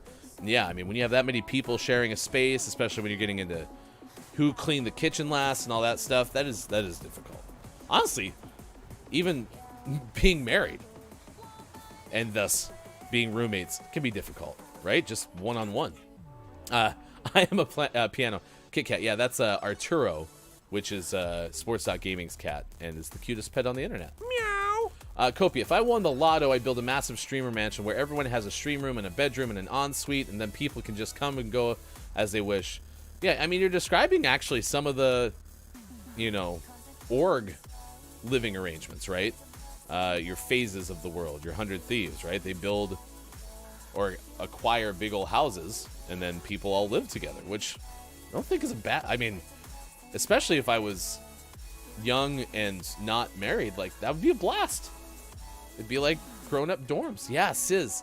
I mean, it's elaborate, and, it's ridiculous, but go look up the 100 Thieves house or something like that. They have a tour. The old one, at least, I think. It's not where the founder, Nadeshot, lives, but... Kopi, and I pay KJ to run an awesome kitchen. That is true. KJ is already the official culinary expert of Gaming Morning Show. Quiet I'm Gaming. That would be dope. Absolutely. And I think people would be in. That's why I think the streamer castle is a good idea. So, anyway, we'll talk more about this. We can talk more about your favorite shoes as well. That's coming up. Sports! In 20 minutes as well. Right now, it's time for our top 10 list. Want to let you know that Mike said thank you all for a great show. Mike had to run. And doing GMS helped with Mike's start of his day. So that's exciting. And I agree. GMS is the best way to hang out with y'all and start your day. This is the top 10 facts about history of shoes that are basically historical and really interesting. And some of the stuff you're like, what? I can't believe this. But then others you're going to be like, oh, well, that kind of makes sense. And who really knows? I love Crocs. Top-facts.com, chat. This is your top 10 list for the day. All right. So as it loads up, we can tell you this is from April of 2019 and opens up with where would we be without shoes? ? Most probably hobbling around in our bare feet while taking regular breaks to attend to painful blisters. Okay. So these are top 10 history of shoes list. 1. The oldest leather shoe, according to Science Daily, says that the shoe dates back to 5,500 years, 400 years older than Stonehenge, and 1,000 years older than Egypt's Great Pyramid. It's an oldest leather shoe. It was dated back and discovered in Armenia 5,500 years ago. 2. Number 2, ancient flip-flops. Age-old invention, writes the author. Believed to be invented by ancient Egyptians, and the oldest pair dates around 1500 BC. Some are made from papyrus, and this particular pair is displayed at a British museum. Now, those in the UK, is there a, quote, British museum? This is in capital letters like it's the name of a place. British Museum. Okay. Number 3 is titled Jesus Slippers. If Jesus was alive in physical form today, there's every chance he would rock Crocs and socks. But if you want to see the comfy fabric slippers he apparently wore during his lifetime, they're hanging in a display case in Germany's Prum Abbey, according to top-facts.com. 4. Roman boots. There were sandals in Rome, like the ancient Romans. However, by the 1st century AD, some were wearing caligae, closed-toe leather boots with hobnailed soles. I don't think I was close, chat, if I'm being honest with you. Let's see. Siri, what says you? Caligae. Caligate. I wasn't too far off. I don't think I deserve a mispronunciation for that. I'll take that. Number 5 on this top 10 list. 5. The history of shoes. Aztec rubber shoes. Nope. Aztec rubber soles. Discovered in South America 500 years ago. This is about European explorers. When they got to South America, they were bamboozled by Aztec rubber balls, rubber bands, and rubber-soled shoes made from tree sap and morning glory juice. Huh. So did the Aztecs have an earlier version of rubber? Huh. How about that? I like that. 6. High heels, number 6 on this list. Catherine de Medici was the first woman to wear high heels, according to top-facts.com. They date back to the early 20th century. The reason for it was Catherine wanted to boost her height for her 16th century wedding. 7. Running spikes. Okay. The first running spikes were invented late 1890s. Joseph William Foster gets credit. The company Joseph founded is now known as Reebok. 8. Number 8 on this list, bowling shoes. Bowling shoes always run a size smaller than the shoes I wear everywhere else. So I think my U.S. shoe size is 11. At bowling alleys, when I get the rental shoes, I always have to ask for a 10. I don't know why, but always have to be smaller. Otherwise, my feet are like there's just way too much space. Like my foot slides within the shoe. Anyway, the first bowling shoe was designed in the 19th century. It was imported. Adidas Kegler is a modern version developed by Kegelen, a German 9-pin bowling game. I didn't know there was less than 10-pin bowling. Oh my gosh, Copia, please don't tell me that in the UK you play bowling, you do bowling, and there's only 9 pins. Please don't tell me that's true. I don't think I can handle another aubergine this morning. 9. Classic sneakers. The Nike Air Max 1 is an 80s classic, which somehow, quote, still looks as fresh as the day it was released, end quote. The design was inspired by modernist architecture of the Centre Pompidou in Paris. Okay.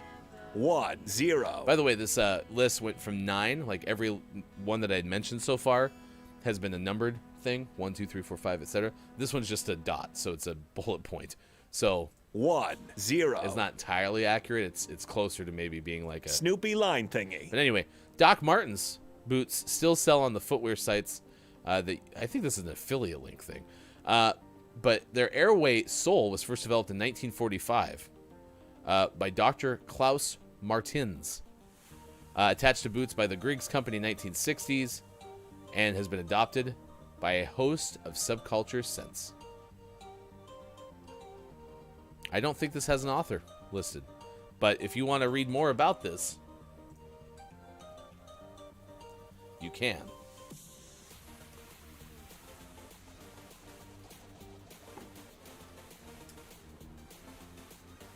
Yeah, I think they did, Brendan. Brendan said they ran out of energy at the end of the list.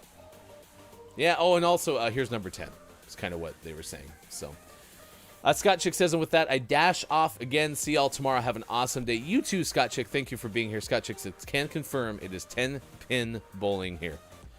Fun fact, I was in a bowling league throughout college. And all that did was kind of ruin the game of bowling for me because it became an obligation and I didn't have as much fun by the end of that run. So, I have bowled since, but don't go too often. Not too voluntarily with the bowling thing. Back to the streamer mansion. It's now 7:37 West Coast time. Quiet said, it's kind of lottery-ish, but yesterday I was 12 fantasy points from winning $300,000.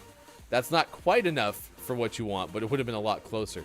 Well, congratulations, Quiet, for almost winning $300,000. What do you actually win when you almost win $300K? Like, do you win 0 or did you win a smaller amount than that? Also, the topic of the day, what's your favorite pair of shoes? Scott Chick did say, I successfully put on my own shoes this morning. Are we counting slippers as shoes? Because those are my favorite. Absolutely. Your shoes are what you make of them. Oh, Quiet ended up winning a K. Well, that's not bad. That's 1/300th of what you could have won. But still, not bad. Quiet Am Gaming is going to be the designated fundraiser of Gaming Morning Show before the end of this. The fundraising tactics may be less traditional than other tactics. But Quiet, that's fine with me. Not bad for like 350,000 entrants. Absolutely. Absolutely. K-Laugh. That's like 200 Subway $5 footlong sandwiches, and you have the trademarks in there. Very proud of you, K-Laugh. Very proud of you. Nice work. All right, sports coming up in just a little bit. Let's give you a story here. We have some more Rocket League to play in a little bit, too.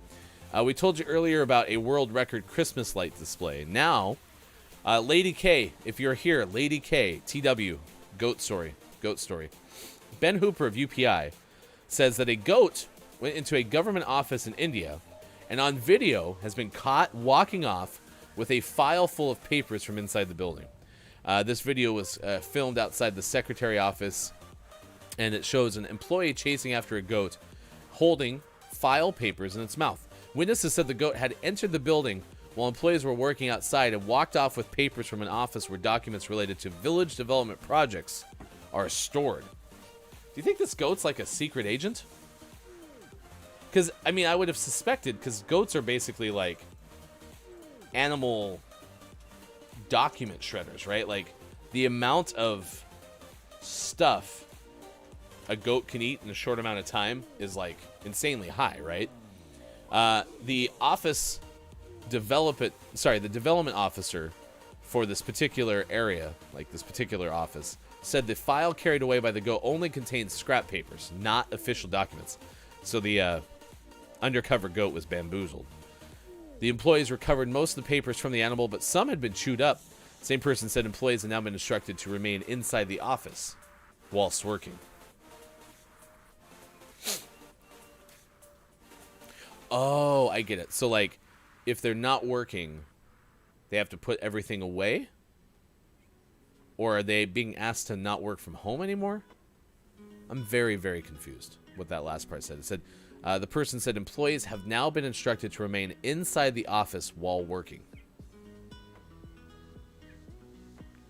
But most of those papers have been recovered. Hopefully they recover them before they were ingested, if you know what I mean. Because I believe the only way to recover them after that would be a dirty job.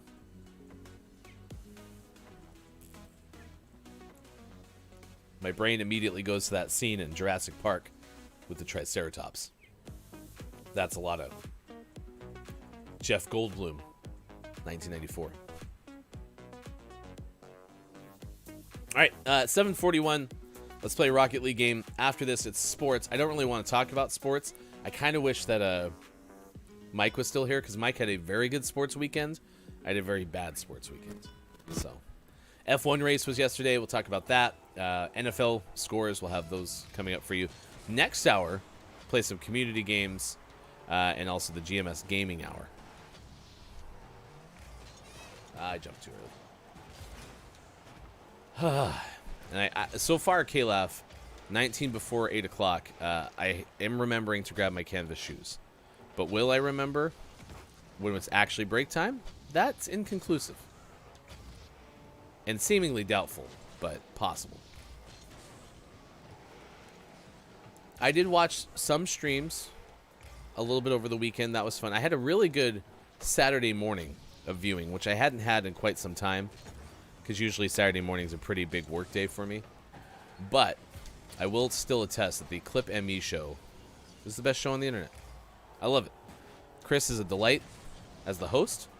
And watching all the streams and the moments from said streams that people have is just fun.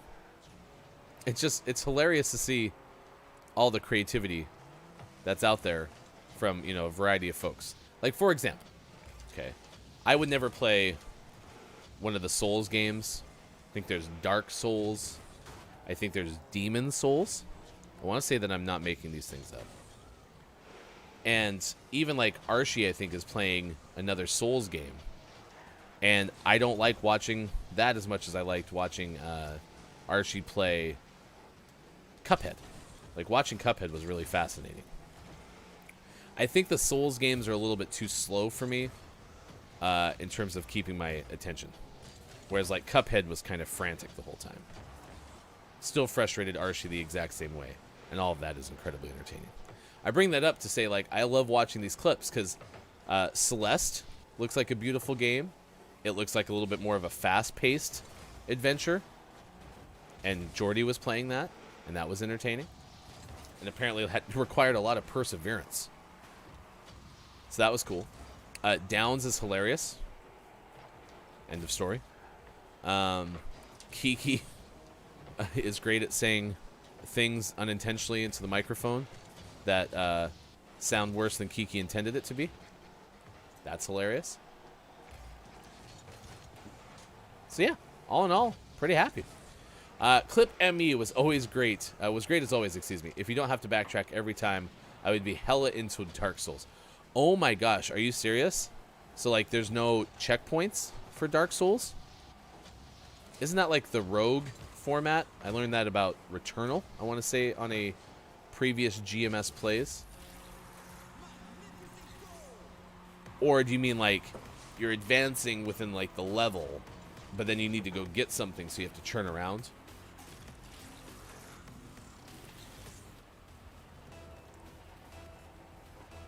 And that's the other thing that Clip ME highlights is everyone plays games for different reasons. Like, for example, KJ just a few moments ago said you should play Stardew or Minecraft, right? And those games are a little bit more fun for me to play because there is a social aspect to them. It's not just trying to accomplish all the challenges and whatnot. Like, you can play with other people. Super fun, right? For me. But I'm a social gamer. That's what I'm looking for in video games. Playing games by myself is not nearly as entertaining. Some people like the achievement part of games, right? That's not me. Most of the time. I am playing a lot more solo ranked right now in Apex, just because I can't get my schedule together to actually make sure I can play with other people. So that's a little bit of a new adventure for me. So, but those games also only last 20 minutes apiece, so my attention span is solved. You know, when you have to concentrate on something for like hours at a time, I'm not cut out for that. My brain does not work that way. Brendan, there are checkpoints, but they're like a 20-minute hike from the boss every time. Oh, I'm sorry to hear that. 7 to 8 minutes. Yep. Yeah. Nope. Absolutely. The demands. We're about to go into a little bit of a lull. So a lot less work over the next 45 days. So, which is nice. And forgive me, Brendan. Did you say you applied for a 100% remote work opportunity, or did you say you got a 100% remote work opportunity? I can't remember. We love a lull for you. Thank you.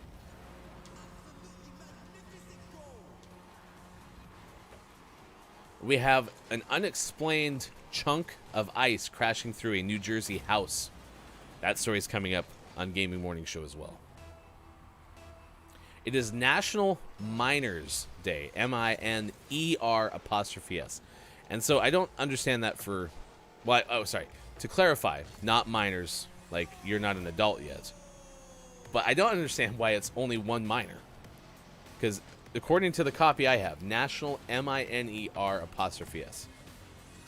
So it's singular possessive. And I don't know why that one specific minor gets a day. I could probably look it up, but I haven't. It's also Walt Disney Day, St. Nicholas Day, Mitten Tree Day, which I Am a Piano had the great contribution of the flip-flop mittens. You know, those mittens that have the individual finger holes with like the cut-off tops, so you have your fingertips free, but then you can fold over the full mitten cover. Classic. Love it. So there's that. And then it's National Pawnbrokers Day. I have never bought anything from a pawn shop. I have never sold anything at a pawn shop, but I have been in a pawn shop before. National Microwave Oven Day, National Gazpacho Day, and it is Computer Science Education Week and National Flu Vaccine Week. So a whole lot of stuff going on. Brendan says, I have been through 2 rounds of interviews, probably one more. Hopefully one more. Well, good luck, Brendan. I hope that something good develops for you, my friend. It is now 7:48 West Coast time. It is 10:48 out east, 3:48 for those watching GMS in the afternoon. Doo-doo. Big thanks again to Minecraft Part 2 crowdfunder for the tip of $1.69. Good moron to you, Chrissy Icky. Top of the Mora. Welcome to Gaming Morning Show. I'm Hefty Goof. It is good to see you. We are a morning radio show that plays games, and we are talking today about your favorite pair of shoes, because it is Put Your Own Shoes On Day. DaysOfTheYear.com also advocates that if you are in charge of a young person, this is a great time to try to teach them how to tie their shoes, because right now, a lot of people who may be working full-time, maybe they're in the young person's in daycare, right? This is kind of that winter break type time. And so that's exciting because they're going to have extra time to try to learn how to tie their shoes. So if you show them today on Put On Your Own Shoes Day, then maybe they're equipped for doing it in the future. Think about that. Think about that. This says, I have to put my own shoes on now. Not technically, but maybe just today. Maybe just today. Okay. Yeah, copious it, just for today. After that, you're good. Don't worry about it. Chrissy, here before FHC, I'm basically winning today. Absolutely. Thank you for being here. You're just in time to recap the sports weekend. And knowing your college football allegiance, this might be a good time for you to not be here. We'll get into it. All right, it's time for sports. As I mentioned, sports are dumb. Yesterday, the Broncos played like their first meaningful December football game in like 5 years. I was super amped for it. There were a lot of highlights, but at the end of the day, Kansas City is just better. And they won 22-9 over your Denver Broncos. So, again, it kind of takes a big hit toward our chances of winning the division. It also moved us from being like atop the teams outside looking in for the playoff hunt to like 5 teams deep. So I'm sad, but whatever. Quiet I Am Gaming, your Tampa Bay Buccaneers, a 30-17 win over the Atlanta Falcons on the road. The Bucs are 9-3. Arizona, 10-2, best record in the NFC, 33-22 win over Chicago on the road. The Chargers bounce back. They beat the Bengals 41-22. No team is consistent in the AFC, it feels like. Not a single one. Detroit gets its first win, and we did agree, Hofbrew and I, that Detroit's record is a palindrome technically, because you're not going to invert the letters. You're just going to go wins, losses, ties, and if you were to flip it, so it's ties, losses, wins, it'd be a palindrome. They won 29-27 over Minnesota. 1-10-1 now on the year. Miami over the Giants 20-9. Indianapolis shut out Houston on the road 31-0. Mike O's Philadelphia Eagles a 33-18 win over the New York Jets. Gardner Minshew 20 of 25 passing, 242 yards and 2 touchdowns. Nice work by Gardner. The Washington football team beat the Raiders. You'll love to see it. 17-15. Pittsburgh 2019 win over Baltimore. Rams over Jacksonville 37-7. The Seahawks win at home 30-27 over the Niners, and the aforementioned Kansas City Chiefs a 22-9 win over your Denver Broncos. And to make matters worse, turn on the hockey game after that, and your Calgary Flames lose for just the 5th time in regulation this year. I believe only the 3rd time on the road in regulation. 3-2 at Vegas. It was quite sad. So, sports are dumb. However, Victor Hovland, 18 under par at the Hero World Challenge in Albany, BAH. I don't know where that is. But the Albany Golf Club won the Hero World Challenge, and the $3.5 million purse won the majority of that. Congratulations, Victor Hovland.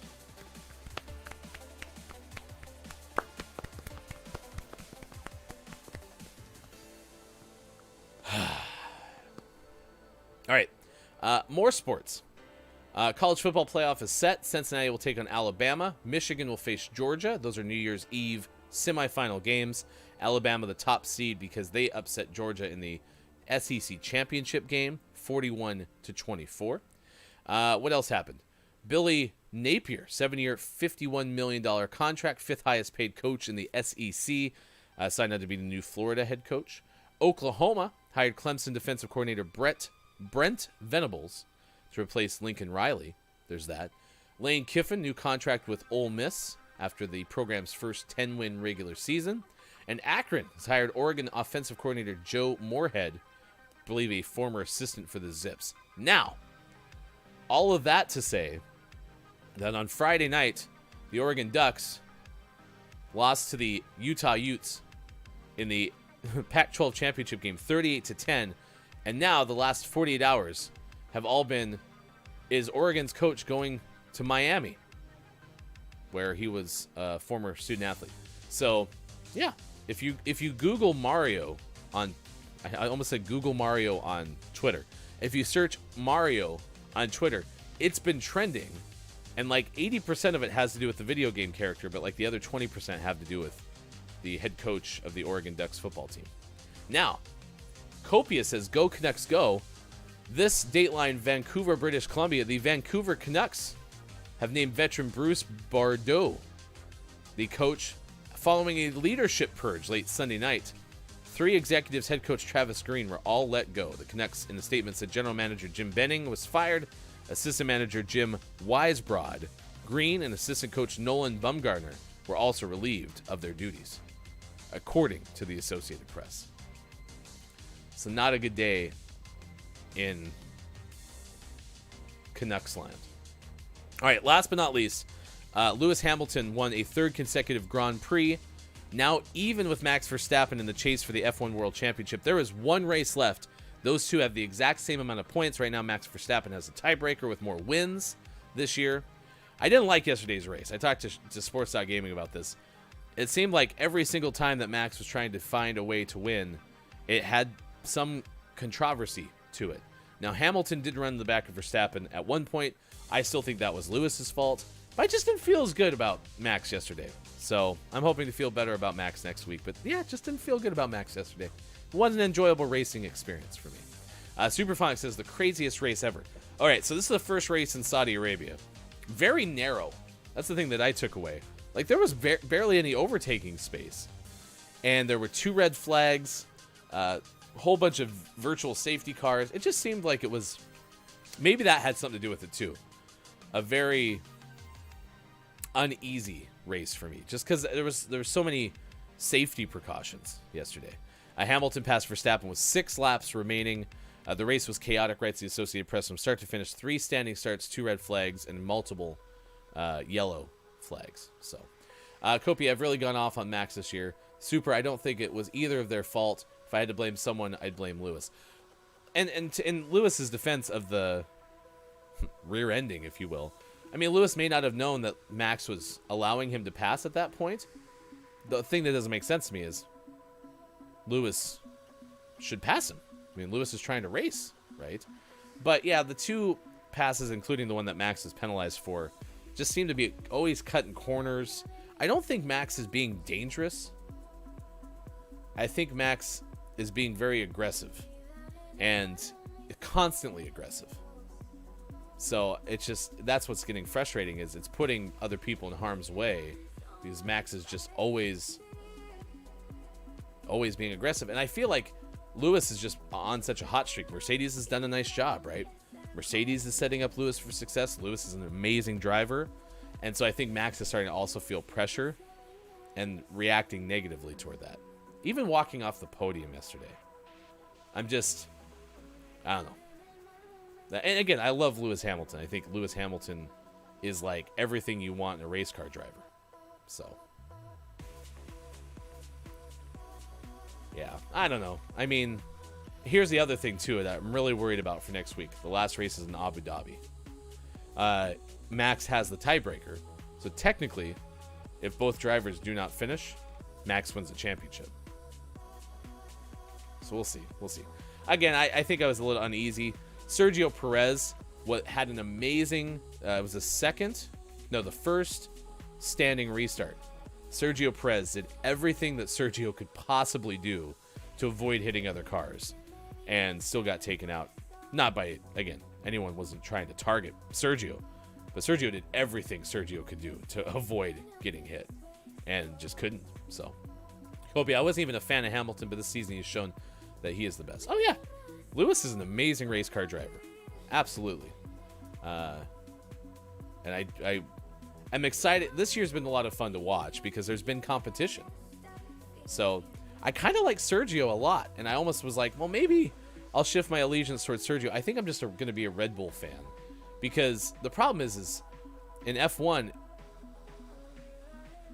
like, I have a hard time rooting for a 5th place finish, if that makes sense. Yeah, Kopi, I think that right now, and Max is really young still, too. I mean, Max is like, what, 23 years old? So that doesn't help. That doesn't help. I am a piano. I'm going to a meeting, but grab your canvas shoes next hour. I'm a piano. Thank you so much for that reminder. Thank you so much for finding us last week when Wallstormer was on. And thanks for being here on Gaming Morning Show. I will remember that. Good effort to help me remember something, since K-Laugh won't. It's a lot easier to support them and buy a Red Bull than buy a Mercedes. True. Says Car Sports. Yeah. Well, we used to do watch parties for F1, and I just found that I really enjoyed just watching them as opposed to having to be on for them. So we don't do that as much anymore, but I like talking about them. This is fun. So that's your sports for Monday, December 6, 2021. All right, next hour, we will take a look at community games. We'll play some, in fact. It'll be a lot of fun. I'll probably flip on the GMS Gaming Hour and play some Apex, which will be fun. And we'll kind of go from there. K-Laugh, my reminder's still doing its job. That's true. I am a piano was reminded by your reminder early on. So, there you go. Kopi, I think you only have to look at his dad to know why, though. See, I don't know much about Max's dad. In fact, the first time I learned about Max's dad as a former driver was yesterday. I didn't realize Max came from like a lineage. So, I've always wanted to drink a Mercedes. That's funny. My friends and I are having a first ever last race party because it's going to be so exciting. Well, count me in. Super. I'll be there as well. All right. Also, next hour, Gaming Morning Show, Morning Gaming Renews, clip of the day, and takeaways that were pretty okay. Well, I'll have that for you next hour on Gaming Morning Show, Facebook Gaming, Twitch, YouTube, Twitter, and at GamingMorningShow.tv.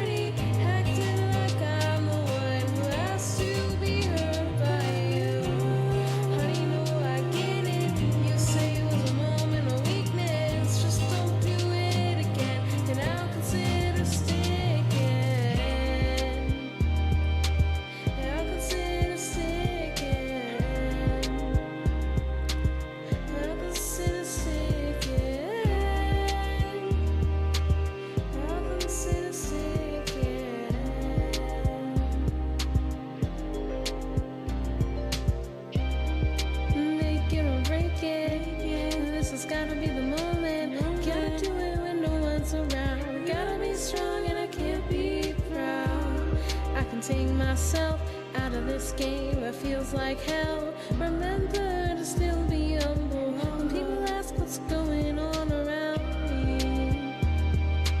When people ask what's going on around me. Baby, here's my notice. I'm moving forward past this, acting like I'm so fearless, but in reality I'm scared crapless. Oh no, it's my turn to change the narrative towards self-worth. We're changing things, now I'm in charge, darling. Don't be afraid to hear a story that makes you feel so blue. These are happening daily, so go and help someone who needs to become free. Oh yeah, we're all becoming free.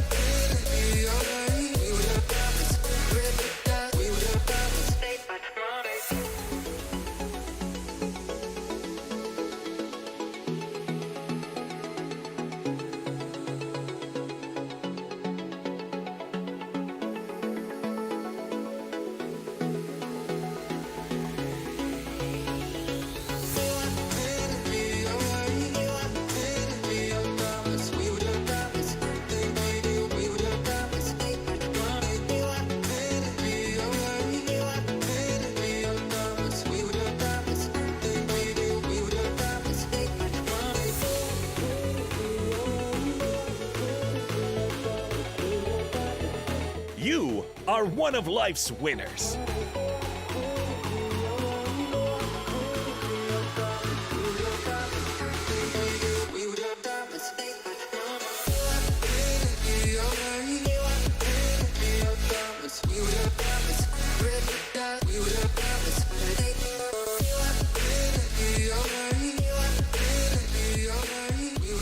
Coming up on Gaming Morning Show, Community Games, and GMS Morning Gaming Renews. Get ready for your takeaways that were pretty okay, and the clip of the day.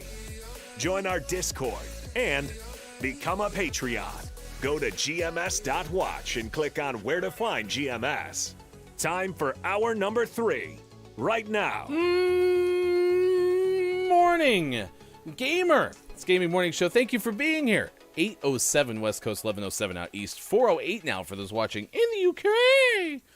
Thanks so much for being here. It is time to welcome all of you great folks into the final hour on this Monday edition, Monday, December 6, 2021. Morning to the final hour crew. And some juicy hype right off the bat. Let's go.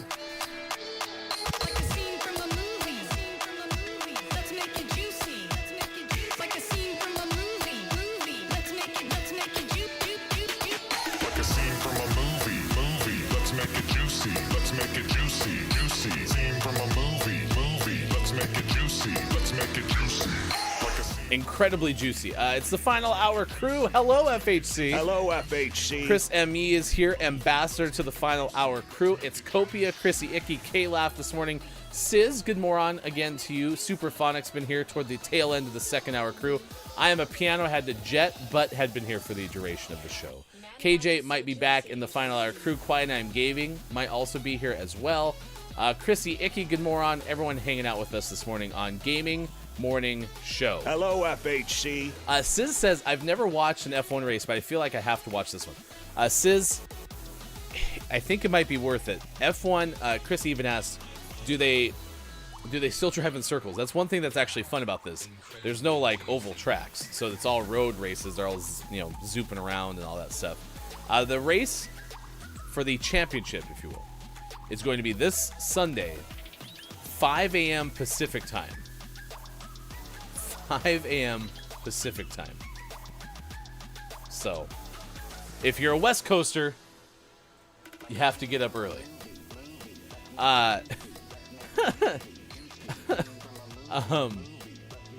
Polymeo is a streamer that I found pretty early on in streaming. And Polly was on Twitter yesterday and said, oh my gosh, I have to go out on the West Coast for the final race of the season. And so I offered to get Polymeo a wake-up call. And apparently many other people have offered that as well. So, yes, it's very early. Now, you can watch it obviously on demand, but it's worth watching a race. Now, there's some SIS that are typically, like, this last weekend's race would have been perfect because it was at 9:30 a.m. Pacific time.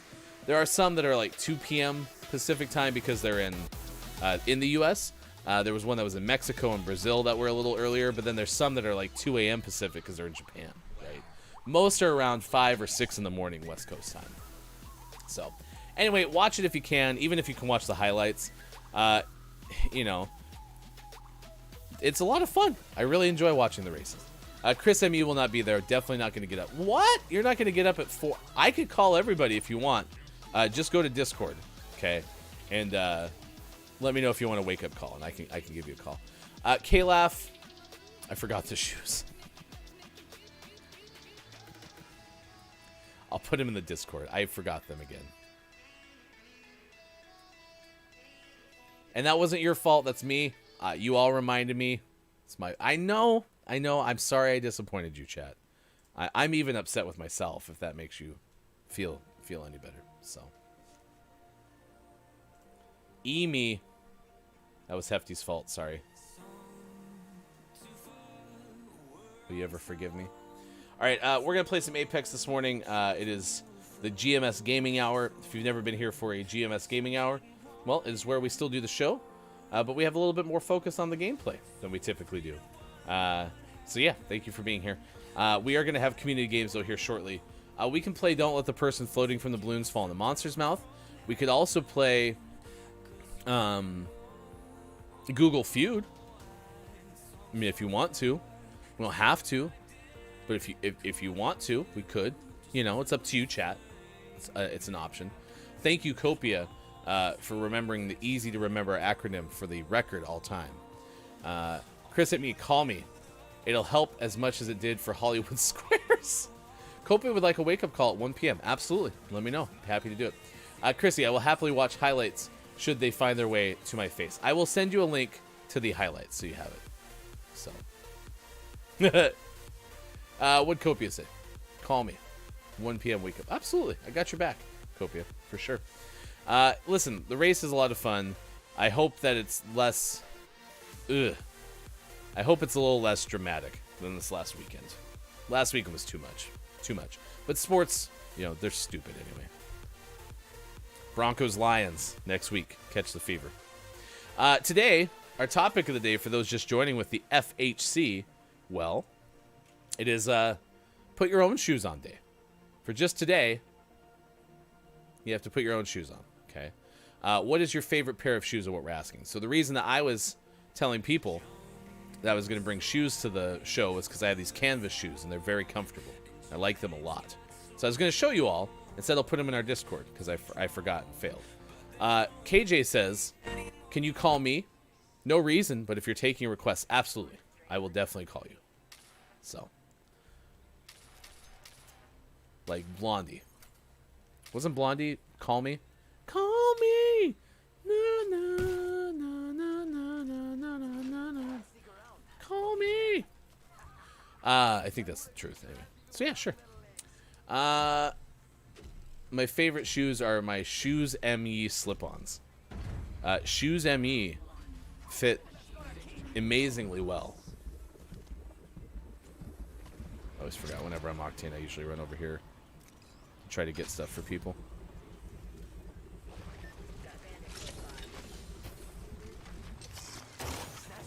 Alright. Well, get shot.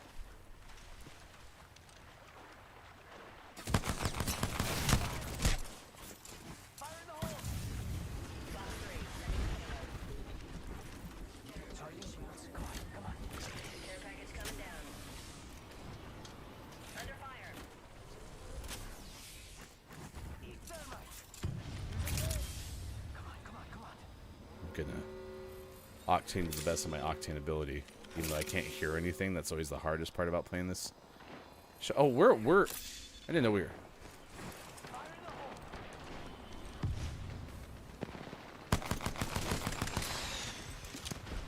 I'm in trouble.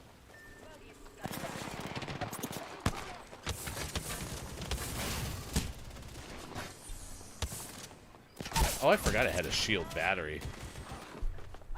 All right. Brendan said, we were discussing the greatness of Clip ME earlier. Congrats on a great show. Chris, best show on the internet, hands down. You do an amazing job. Amazing job.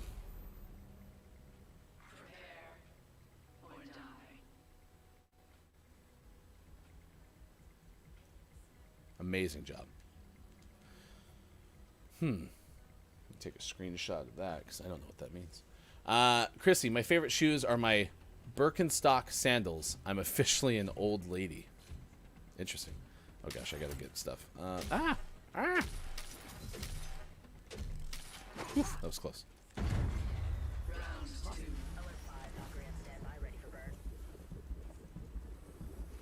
Shoes ME, the soul of the internet. Get it?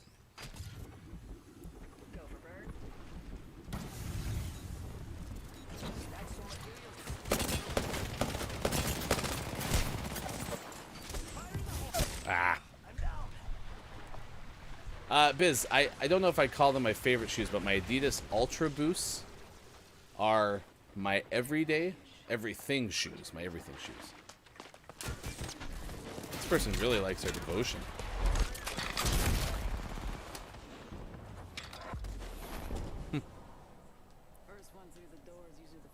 Yeah, I don't have many Adidas shoes. I don't know actually how many... I don't actually know how many Adidas shoes I've ever had, to be honest with you. This game kind of sucks because we're 2v3, so. KJ, audio only is interesting during Apex. Well, yeah, especially because the one thing that is tough about playing this game on the internet is trying to balance everything, and clearly this is not the radio experience that non-gaming hours typically are, for sure. But, mine were hand-me-downs, but they were great for my high arches. Yeah, I've heard a lot of people who really enjoy Adidas shoes. I've never really worn them. But, you know, I'm not particular with, like, I need these certain kind of shoes because I like them more. I have wore specific brands of clothing because we had an agreement with work. So I've had that happen before. I think they're going to know I'm coming over here.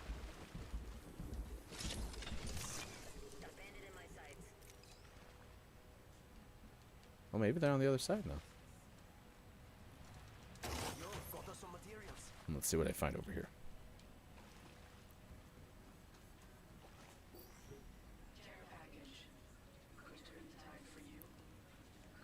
Well, this could help. Surprised that they just didn't come over here.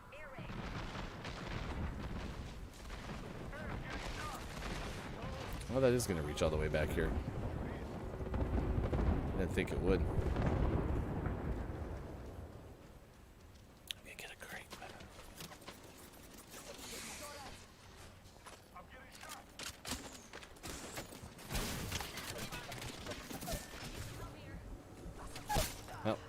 So much for that. Skate shoes above all. I wore them to my wedding. That's nice. Not the best game. The good news is community games. It's happening right now. Oh, wait, did our Gibraltar finally show up? Yeah, it was just on the edge of the storm. Nice work. Not bad. Not bad. First game of Apex Legends this morning. GMS Gaming Hour. Activated. Thank you. It's 8:19 West Coast time, 11:19 out east, 4:19 for those watching GMS in the UK. Chrissy, I finally got to play Phasmophobia this weekend. It was so much freaking fun. That's awesome. I'm happy you enjoyed that.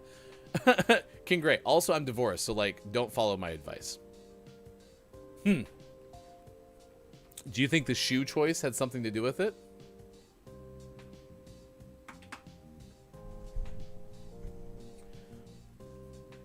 You went through kind of the hindsight of the divorce and were like, yep, shouldn't have wore the shoes.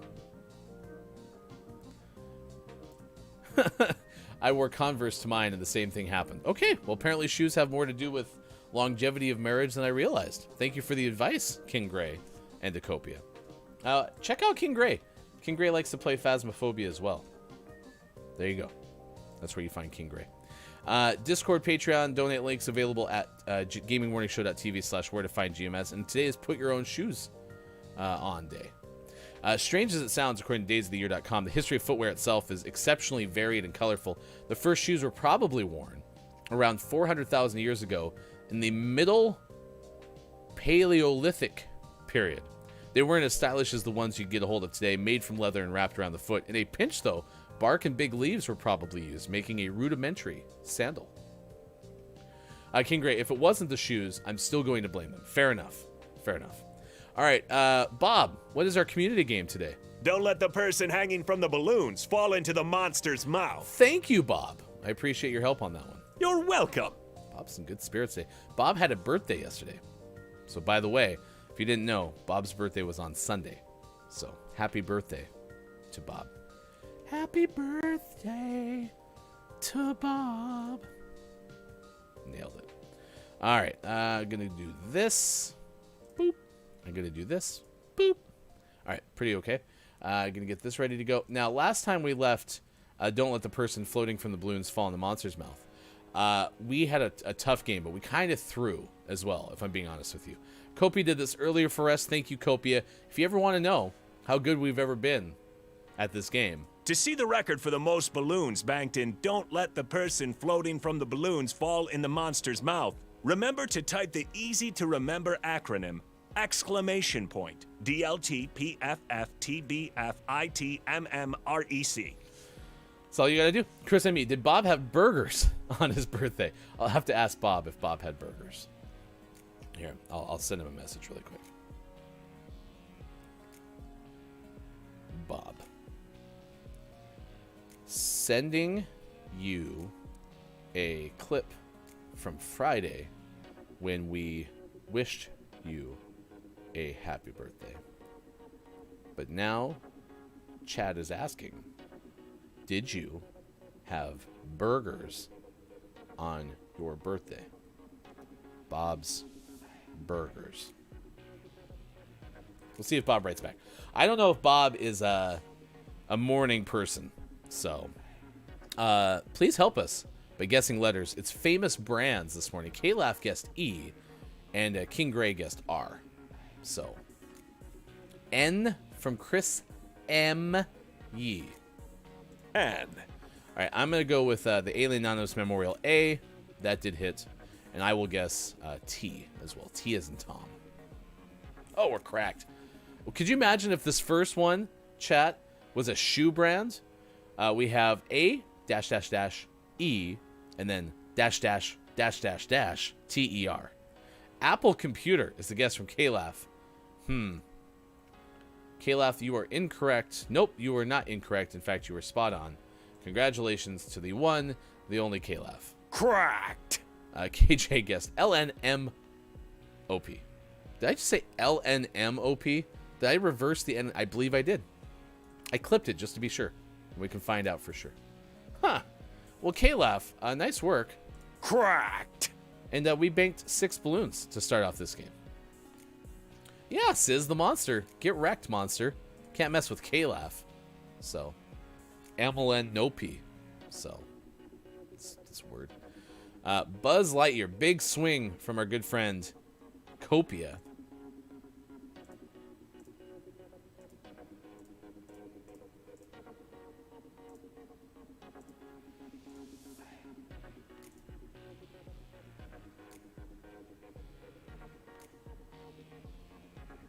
Really? Cracked. How? How? Did you toggle on?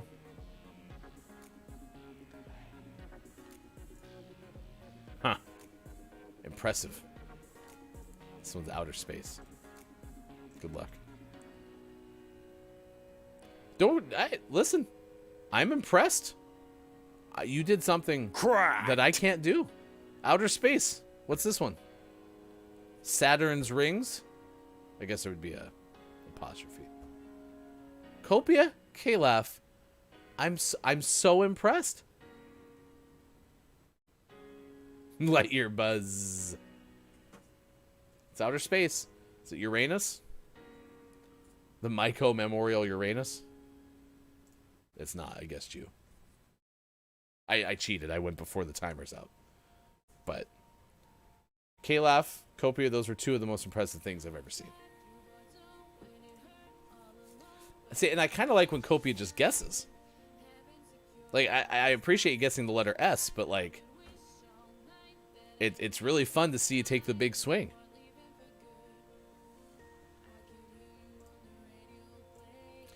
Downs and Calaf both hit letters.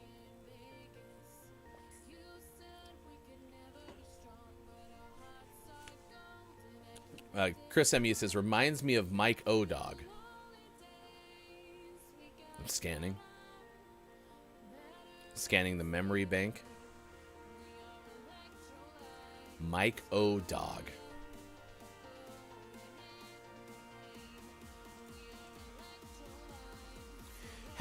Calaf and Copia, have you considered applying for a little game show known as Wheel of Fortune? Cracked.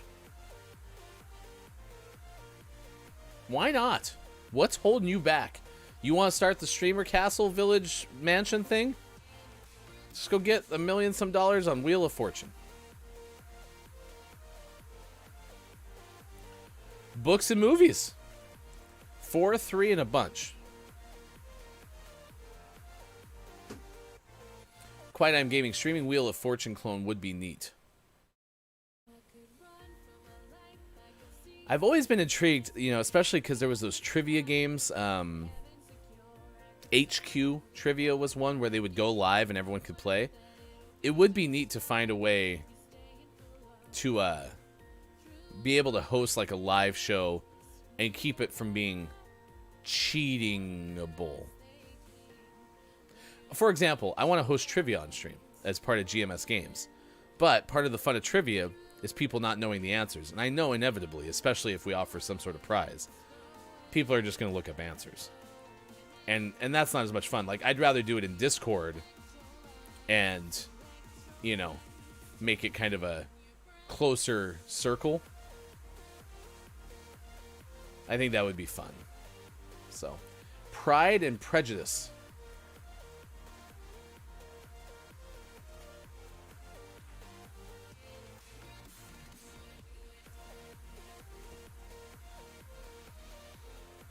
Cracked. Welcome to Calaf and Copia. Play Don't Let the Person Floating from the Balloons Fall in the Monster's Mouth. It's part of our GMS Gaming Hour. If you're not here normally, we usually don't focus this much on gameplay.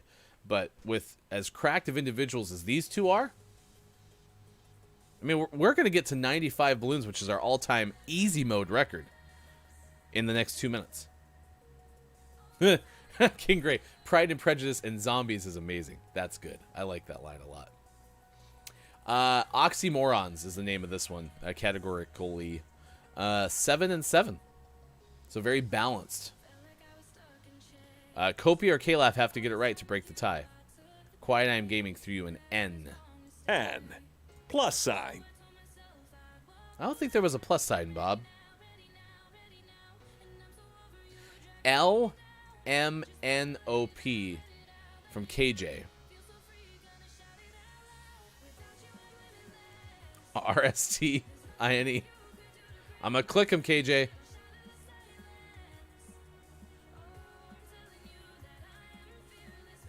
All right, we're down to 3 balloons. Huh. Pride and Prejudice and Zombies is a real book? Just a second, please. Talk amongst yourselves. Shaq!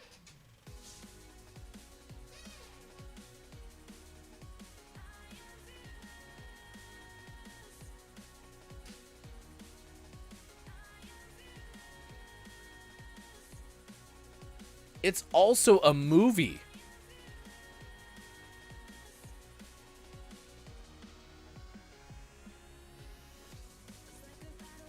In fact, the movie is showing up more in my results. Let me click on the book.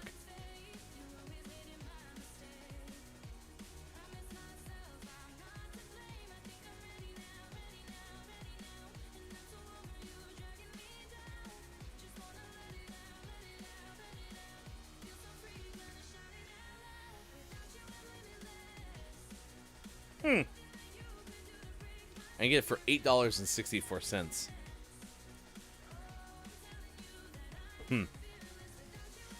Working Holiday. Oh yeah, back to the game. Whoever guessed that is cracked. I like Sis guessed Horking Holiday. We got 26 balloons. And that edition of Don't Let the Person Floating from the Balloons Fall in the Monster's Mouth. Pretty impressive. Just a sec, I need to do something.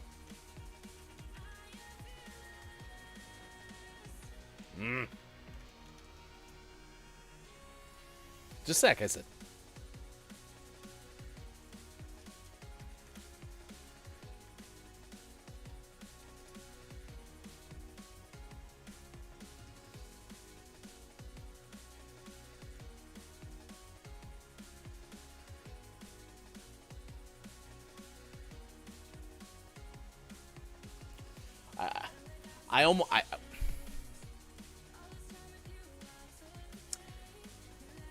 I kind of wanted to just give an impromptu giveaway because it's like $8 on Amazon.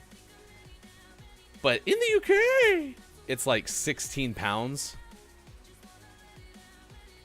And I have so many things that I haven't finished with fulfillment. I kind of want to. All right. It's 16 pounds in the UK. It's a hardcover. How about this? All right. I'll give a $10 voucher. What's $10 USD to pounds? $7. I don't want to make you spend half the money. No, not going to do it. Maybe in the future. Maybe in the future. Pride, Prejudice, and Zombies. Okay. Or maybe on the next King Gray stream, I'll give King Gray $10. And then King Gray can give away Pride, Prejudice, and Zombies. There's a movie.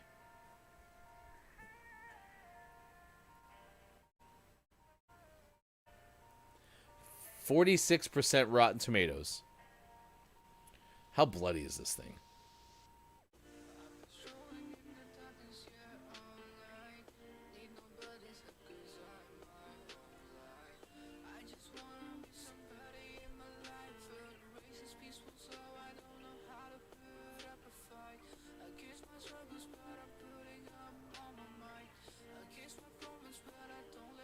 Sorry, audio only experience is awful right now, KJ.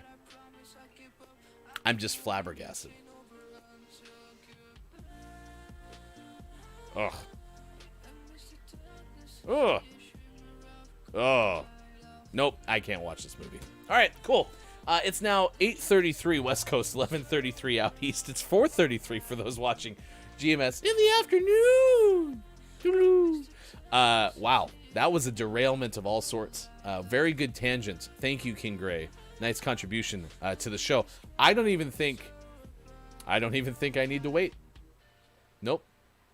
I don't have to wait till the end of the show. Billy Thundergun, Teammate of the Match Award. It's King Gray. Without a doubt. I got so sidetracked. I had to look it up.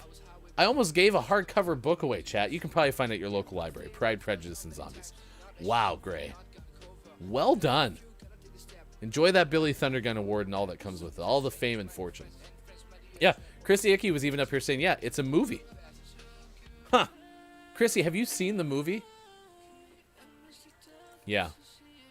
I can't do it, but that's... I mean, I was almost to the point where it's like, maybe we should have a watch party, but then I realized that like a GMS watch party promise is the worst type of promise that there's possible. So, Chrissy says, thank you, I'm flattered. Sorry, King Gray said that, and Chrissy said, it's very zombiful. All right. I think, Gray, you're actually a former Billy Thundergun Award winner, if I have my numbers correct. So, wow, what a derailment. Great job, Gray. I'm proud of you. All right, it is time for another story. This comes from people.com. Joel Goldstein has the story. We were talking a lot about odd things that have happened. We already told you about a world record Christmas light display. We've also told you about a goat stealing government documents in India. So right now, let's finish off the unexplained ice story. In New Jersey, according to Joel Goldstein of People.com, a New Jersey family says they're grateful to be alive. A massive chunk of ice went through the ceiling. Kim Paradise told an ABC affiliate that they were hanging out in Marlton, that's where their house is, on Thursday, and around 6 p.m., quote, I was giving my baby his medicine, and we just walked out of the kitchen, and we heard something come through. It was like an explosion, end quote. Unsure of what had just occurred, Paradise said she called for her husband to check on her home. Pair walked in the kitchen, and they found a hole in the roof, and ice was everywhere. It was terrifying, New Jersey mom said. Seconds earlier, with my baby, she was standing in that very same place. The ice was so large and heavy that it ended up ripping the kitchen cabinet doors off the hinges, according to WPVI. Unclear where the ice came from. The Paradises have started to believe that the chunk of ice may have fallen from a plane that was passing over their house. They have not been able to confirm that theory yet. According to a New Jersey radio station, the most common type of ice that falls from a plane is called blue ice, and that forms from the bathroom holding tanks when it freezes and falls off. However, the ice that hit the Paradise family's house was clear, not blue. Obla diablo die. Clear ice typically forms on the plane's surface due to moisture. In those cases, the ice falls off in sheets, not chunks. I feel like if Lady K was here, that would have been a fact of the day. Dallin says, if they had died, they would have been one of those puddles of water closed room murder mystery puzzles. I mean, this is bizarre. And I'm happy they're okay. I mean, you hear of those stories of like airplanes, like small, like Cessna-sized planes, like crashing to the ground. And sometimes they hit houses. Like, I mean, the odds of it are so slow. Or so slow. Slow, low. That's what I was trying to say. Oh no! All right, you all asked, did Bob have a Bob's Burger for lunch on Bob's birthday?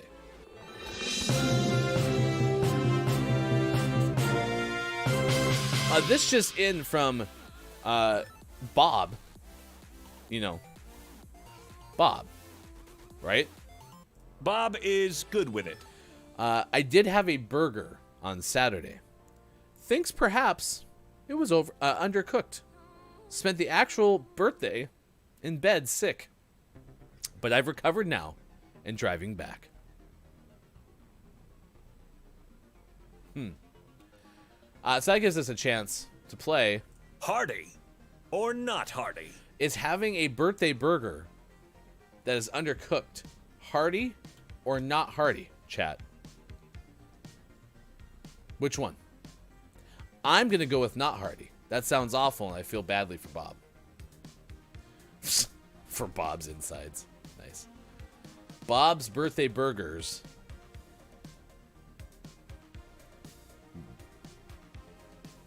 basked in bacteria. Bob's Birthday Bacteria Burgers.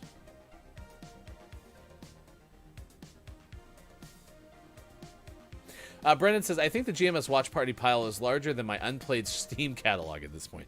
I don't think you're wrong, Brendan. Fantastic Four Watch Party.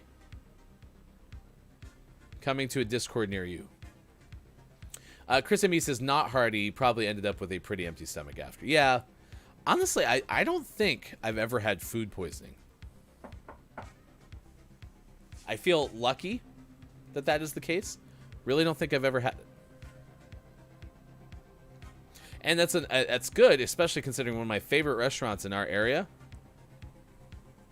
is a restaurant that Sean and Sports Doc wife have both wound up multiple times getting food poisoning from.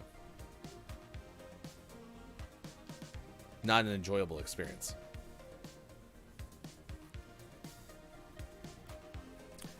Who's there, says Brendan.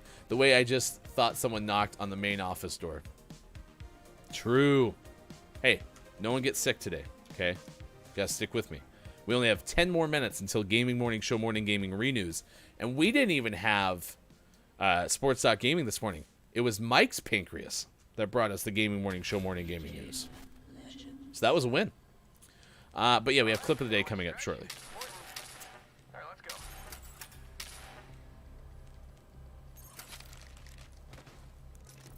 Your heart cried out for this, and I listened. Of course, an artist. Sizz, I got food poisoning for the first time this year, and then I got it 3 more. Wow, Sizz, that's a rough run.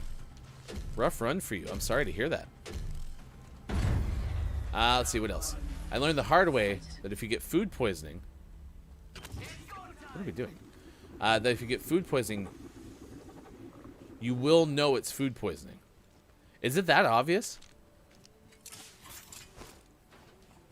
Throwing a thermite grenade.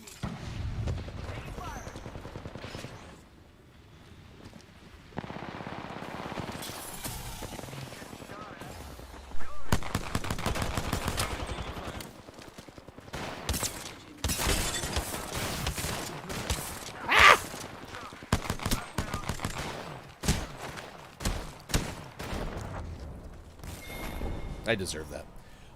My tum is weak-minded, and I get food sick often. Really? Yeah, I've been lucky. I haven't gotten that sick often. So, Copia, I'm intolerant to a lot of things, so get sick a lot. I'm sorry to hear that. Getting sick a lot from food poisoning is just not fun. Oh, I want this. So I was supposed to be Octane, and unfortunately, other person took it. So We are not the first to pass through here. I'm just messing around, Chrissy. I usually do the P2020 for the first round just to save cash, and as a seer, I want to be able to buy the weapons. I've found usually when I am playing this, like in an actual focused way, that I have a ton of luck with grenades. So. Thermite out. Ah! Opening my heart, man. I'm recharging my shields. Taking fire.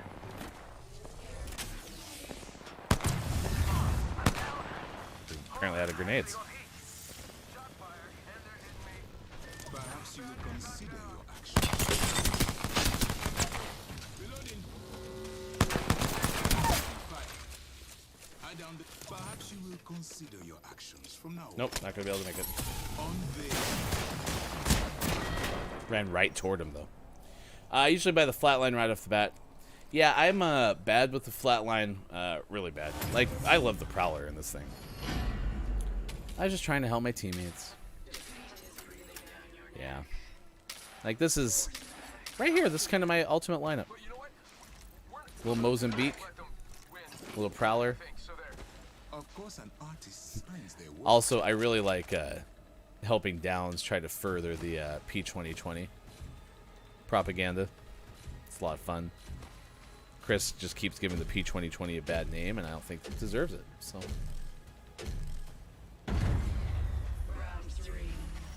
Good news, this is our last game.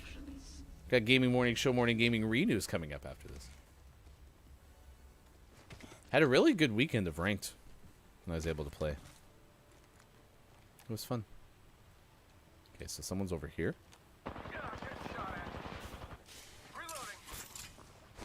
My grenade out. Sending out my decoy. Grenade! I'm down. Lifting the veil.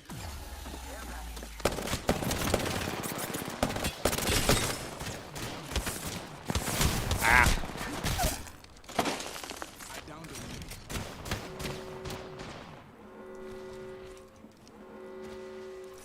Shields are recharging. Oh, good. Of course, we have no teammate again. Reload the gun.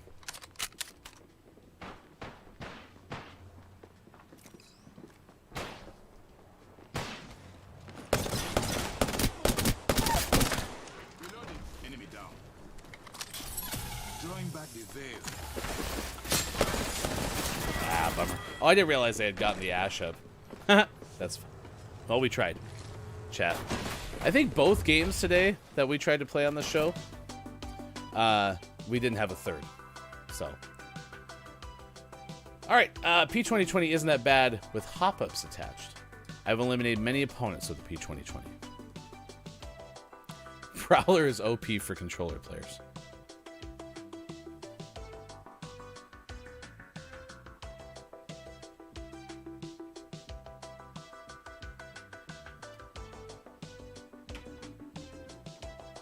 It's 8:45 West Coast time. It is 11:45 out east. 4:46 now for those watching GMS in the afternoon.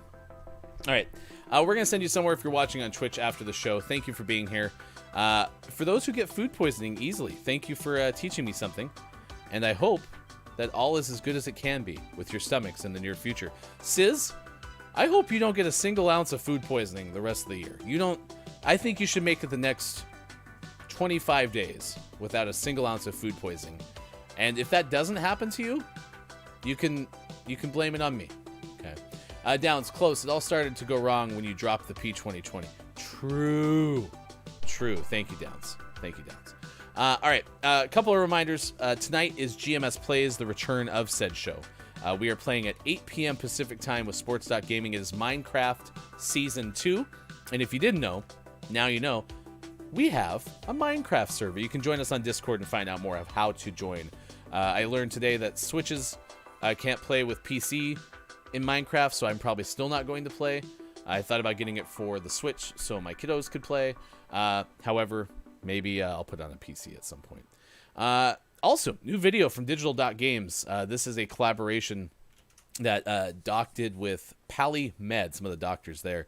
It's a fascinating exploration of how a silly game for the Nintendo Switch can actually teach us some valuable lessons about the power of saying no more often in our lives. I was watching some Simon Sinek this morning before I got on the show. Really enjoyed that. I've always really liked Simon Sinek. And a couple of things that I took away from those videos, by the way, that were pretty okay, include the following. Okay. Solve problems if you're into entrepreneurship. Leadership should help people be themselves, not push them for more.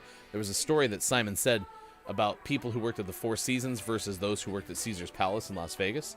And this person said that I absolutely love my job at the former because every time I see a manager walk by, they're always asking, how am I doing? Anything I can do to help you?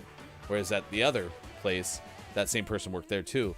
They were always like, hey, you're not working hard enough. Do more. So that guy just talks out of his butt. Chris and me. Okay. Put on your shoes day. What is your favorite pair of shoes? Mine are canvas shoes that I'll put in your Discord later. Well, not your Discord, my Discord, or our Discord. And you can see it. That's there. Also, GMS After Dark comes your way 4:45 p.m. Pacific time on Wednesday. That's Look It's Miko's show. You can find out more about that show by going to our Twitter, @WatchGMS. All right. Today has been National Miners Day, Walt Disney Day, St. Nicholas Day, Mitten Tree Day, National Pawnbrokers Day, National Microwave Oven Day, National Gazpacho Day, Computer Science Education Week, and National Flu Vaccine Week. So I hope your Monday goes as well as it possibly can. Let's give you the Gaming Morning Show Morning Gaming Renews. If you miss any of this, it's really easy to find on our Twitter. All you have to do is search that hashtag, okay? Hashtag GMS Morning Gaming News. And you'll find it all. Our friends over at Polygon, I don't know if they're our friends or not, Michael McWhorter reported that Sony has an Xbox Game Pass competitor coming to PS4 and PS5, according to a report. I'm surprised that that this is happening only because okay, I'm not surprised. I was just hoping that it wouldn't have happened, because I swear Sony was like, hey, we're not going to make a Game Pass thing. And apparently they are. That's according to Polygon. So if you want a Game Pass type thing from Sony, then you're in some luck. Okay? That's this link right here. What else? Fortnite changes with Chapter 3 and the arrival of Spider-Man. Spider-Man. I guess the Spider-Man skin looks pretty okay. I watched some people play Fortnite. For me, Fortnite is a very fun watch. It is not a very fun play. But if you want it, Chapter 3, they just kind of took the island and went, whoop, flipped it over. It's beautiful. That game is just so much colorful stimuli. It's great. It's great. And last but not least, today was also Power Wash Simulator has a new online co-op mode. The last story, was from IGN's Kenneth Seward Jr. This one's from Petrana Radulovic. And this has to do with Power Washing Simulator. You can play with friends now. You can play with friends. Out today, Castle of Shikigami 2 for PC. Crimson Clover World Explosion, EX capitalized, for PC. Spellforce 3 Reinforced for PC. Shadow Tactics Blades of the Shogun, Aiko's Choice for PC. That actually made our name of the morning. And this is the President for PC. Those games are all out today.